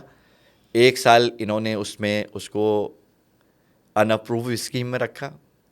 دوسرے بجٹ پر پھر میں نے شور شرابہ ڈالا تو اس کو اپروو میں رکھا. 2023 میں اس پروجیکٹ کو مکمل ہونا تھا, یعنی 2021 میں شروع ہونا تھا, 23 میں مکمل ہونا تھا. ان ظالموں نے 2023 فروری میں اس کو کام شروع کیا کیونکہ بلدیاتی انتخاب آئے تھے. تو پیپلز پارٹی جب بھی انتخابی چاند نکلتا ہے تو ان کو عوام کی یاد آتی ہے. کہیں پائپ پھینکتے ہیں, کہیں پانی کے ٹینکر لے کے جاتے ہیں, کہیں لوگوں کے پاؤں میں پڑتے ہیں, کبھی اوپر کبھی نیچے. مزے کی بات بتاؤں کہ ان کے ایک بہت سینئر پارلیمنٹیرین ہے, سندھ سے, تو ایک ٹریننگ پہ وہ اور میں ساتھ تھے, اور وہ جماعت اسلامی کی بہت تعریفیں کر رہے تھے, یہ ایمانداروں کی پارٹی ہے اور یہ اور وہ. ہم 8-9 لوگ اسمبلی کے. تو میں نے ان سے کہا جناب اتنی اچھی جماعت اسلامی ہے تو آپ پیپلز پارٹی میں کیوں بیٹھے ہیں, آ جائیں. تو انہوں نے بانگ دول یہ بات کہا برجستہ کہ جی تم لوگ ہمیں کھانے نہیں دو گے تم لوگ ہمیں کھانے نہیں دو گے. پھر کہنے لگے کہ آپ کی اور میری بہت اچھی دوستی ہے, میں آپ کو ایک مشورہ دوں, میں چاہتا ہوں کہ آپ دوبارہ اسمبلی میں آئیں. آپ نے اسمبلی میں بہت کام کیا ہے, کم وقت میں ہم نے دیکھا کہ آپ کام کر رہے ہیں, اور ہم چاہتے ہیں آپ دوبارہ آئیں. تو میں نے کہا بس جی پھر آپ دعا کریں میرے لیے اور میرے ساتھ تعاون کریں. کہنے آپ لوگوں کے کام نہیں کرنا. میں نے کہا لوگوں کے کام نہیں کروں گا تو لوگ مجھے ووٹ کیسے دیں گے. میں نے پھر ان سے کہا میں آپ کے علاقے میں گیا نا, میں نے سڑک دیکھی نا, اسکول دیکھا, ایک پھٹی ہوئی دری پر بچے پڑھ رہے تھے, آپ 5ویں بار جیت کر کے آئے. یعنی 3 دفعہ پہلے ایم پی رہے, پھر ایم این اے بنے, پھر ایم پی اے بن گئے. تو کہنے لگے اسی لیے تو جیتتے ہیں کہ کام نہیں کرتے. جب ہم کام کر دیں گے تو لوگ ہمیں ووٹ تھوڑی دیں گے, وہ تو کسی دوسری پارٹی کی طرف چلے جائیں گے. یعنی آپ کہہ لیں ذہنی سطح. تو میں نے کہا بھائی میں جس جگہ موجود ہوں نا, تو رات کو 3 بجے بھی اپنے گھر جاتا ہوں تو 100 آدمی میری گلی پہ کھڑے ہوتے ہیں. وہ ان کی ضروریات ہیں اور لوگوں کی پہنچ میں رہنا چاہیے. تو میرا خیال ہے کہ مینٹلٹی اس طبقے کی کچھ اور ہے. یہ عام آدمی کی خوشحالی کے لیے کبھی صرف نہیں کریں گے, کبھی چیزوں کو نیچے نہیں اتاریں گے. الیکشن آتا ہے, پھر میں نے کہا جیتتے کیسے ہو؟ کہتے پچھلے الیکشن میں جو بندے ہمارے ساتھ چل رہے ہوتے ہیں نا, وہ ہمارے بہت پکے ہوتے ہیں, لیکن ہم ان کو ہاتھ جوڑ کے کہتے ہیں سائیں ہمارے ساتھ ابھی مت دکھنا, ہم نئے بندے لے کر کے جاتے ہیں.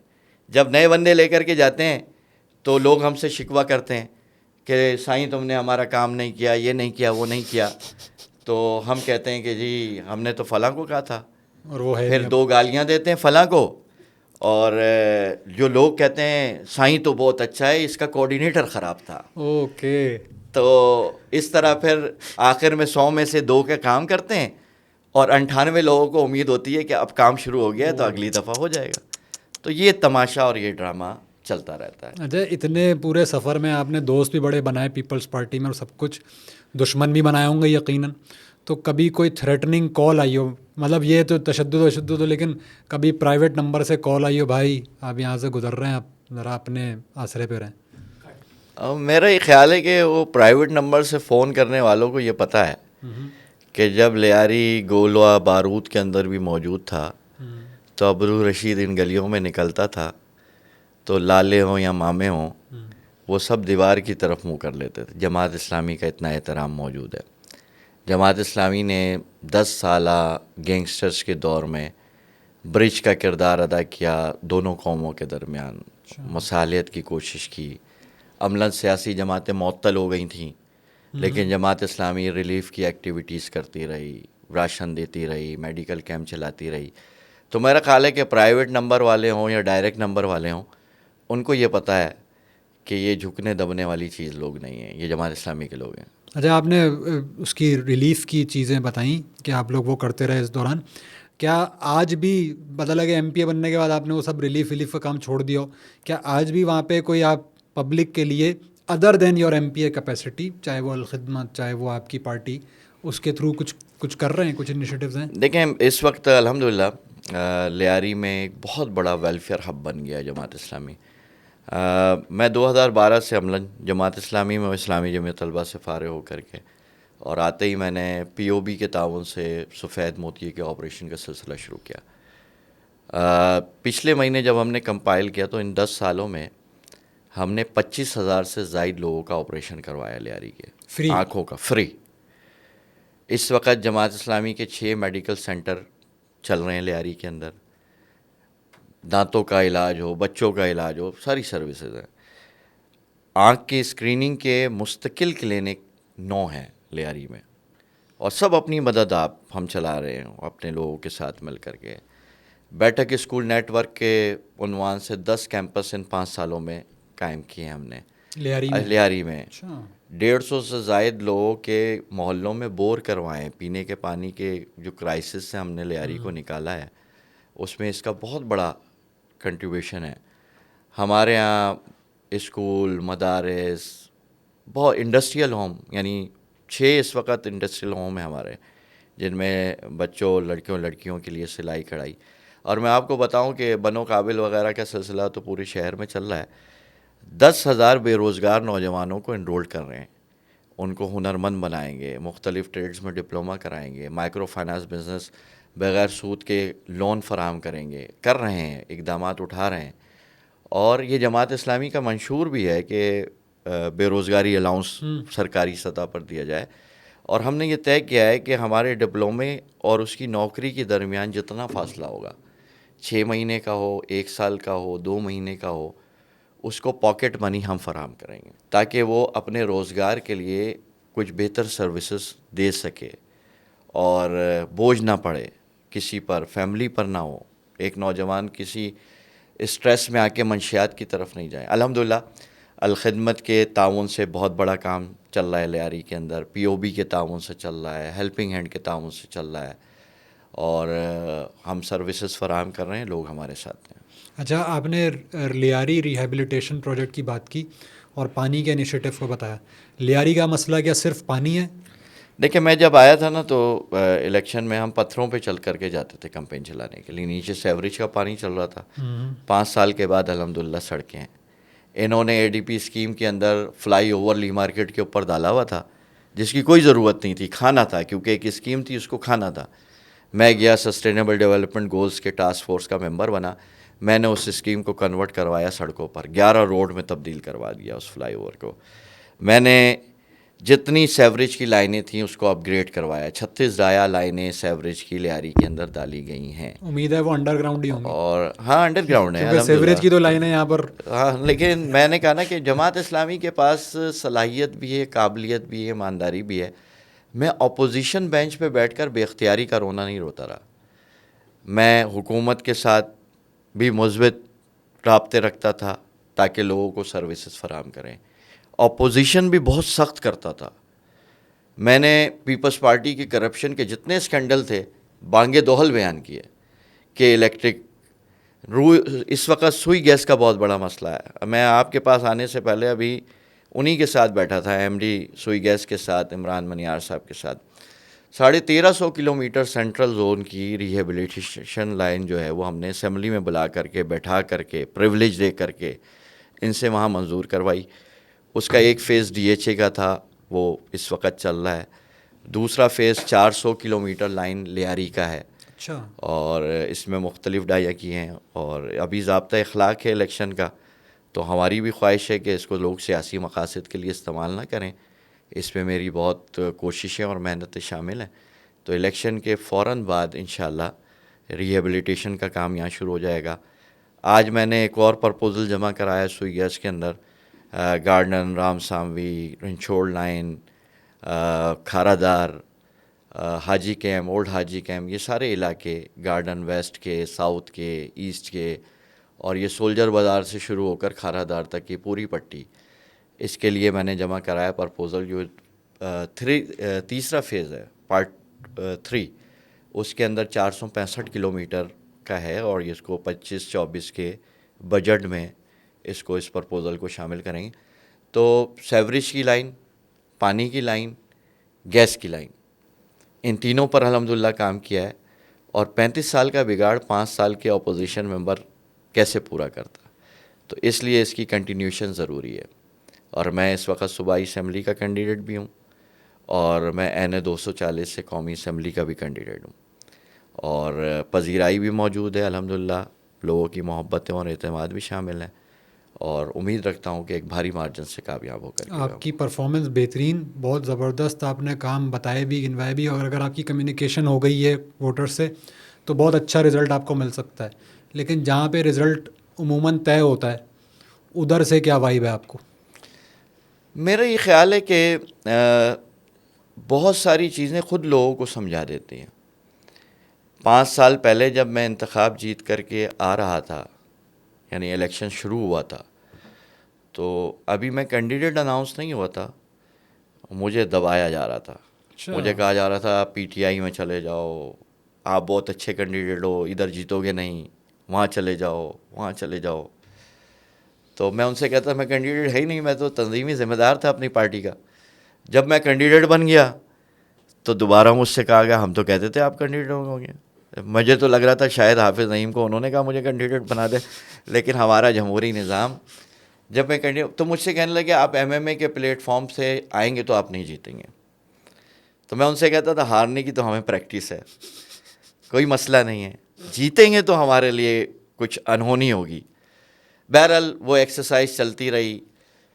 آخر میں میرا نام اس ٹارگٹ لسٹ میں آ گیا جو دہشت گردوں نے دی تھی, 3 لوگ مارے جائیں گے, لیاری کا انتخاب ملتوی ہو جائے گا, اور یہ ہو جائے گا. وہ سب چیزیں مجھ تک پہنچتی رہیں اس الیکشن میں, اور جب کوئی چیز آتی تھی میری کمپین اور ایگریسو ہوتی تھی. میرے پیچھے لیاری کی قوم تھی, میں ان کی آواز تھا. الیکشن ہوا 45 فارم, جو پورا اسکینڈل تھا, 6:30 بجے صبح تک 76 اسٹیشن کا 45 فارم حاصل کرنے میں ہم کامیاب ہو گئے. صبح 6:30 بجے, پولنگ 5 بجے شام ختم ہو گئی. 13-13.5 گھنٹے تو بعد نہیں مل رہے تھے, مسائل تھے, لیکن ان 5 سال کی میری سروسز, میرا اسمبلی بزنس, رول, کردار, میرا یہ خیال ہے کہ اس وقت سرکاری سطح پر اور عوامی سطح پر دونوں کا اعتماد مجھے حاصل ہے, اور انشاءاللہ میں اس انتخاب میں بڑے مارجن سے کامیاب ہو کر کے آؤں. چلیں سر، تھینک یو ویری مچ. آپ کو پیش کی مبارک. انشاءاللہ آپ الیکٹ ہوں اور مزید سرو کریں لیاری کے لوگوں کے لیے اور کراچی کے لوگوں کے لیے. پوڈ کاسٹ کیسا لگا ضرور بتائیے گا. کافی انسائٹ فل، کافی ڈیٹیل کے اندر رشید صاحب نے سارے آنسرز دیے. ضرور بتائیے گا کمنٹس کے اندر. اگر کوئی سوال ہو ہم رشید صاحب کے سامنے رکھ دیں گے. سر بہت شکریہ.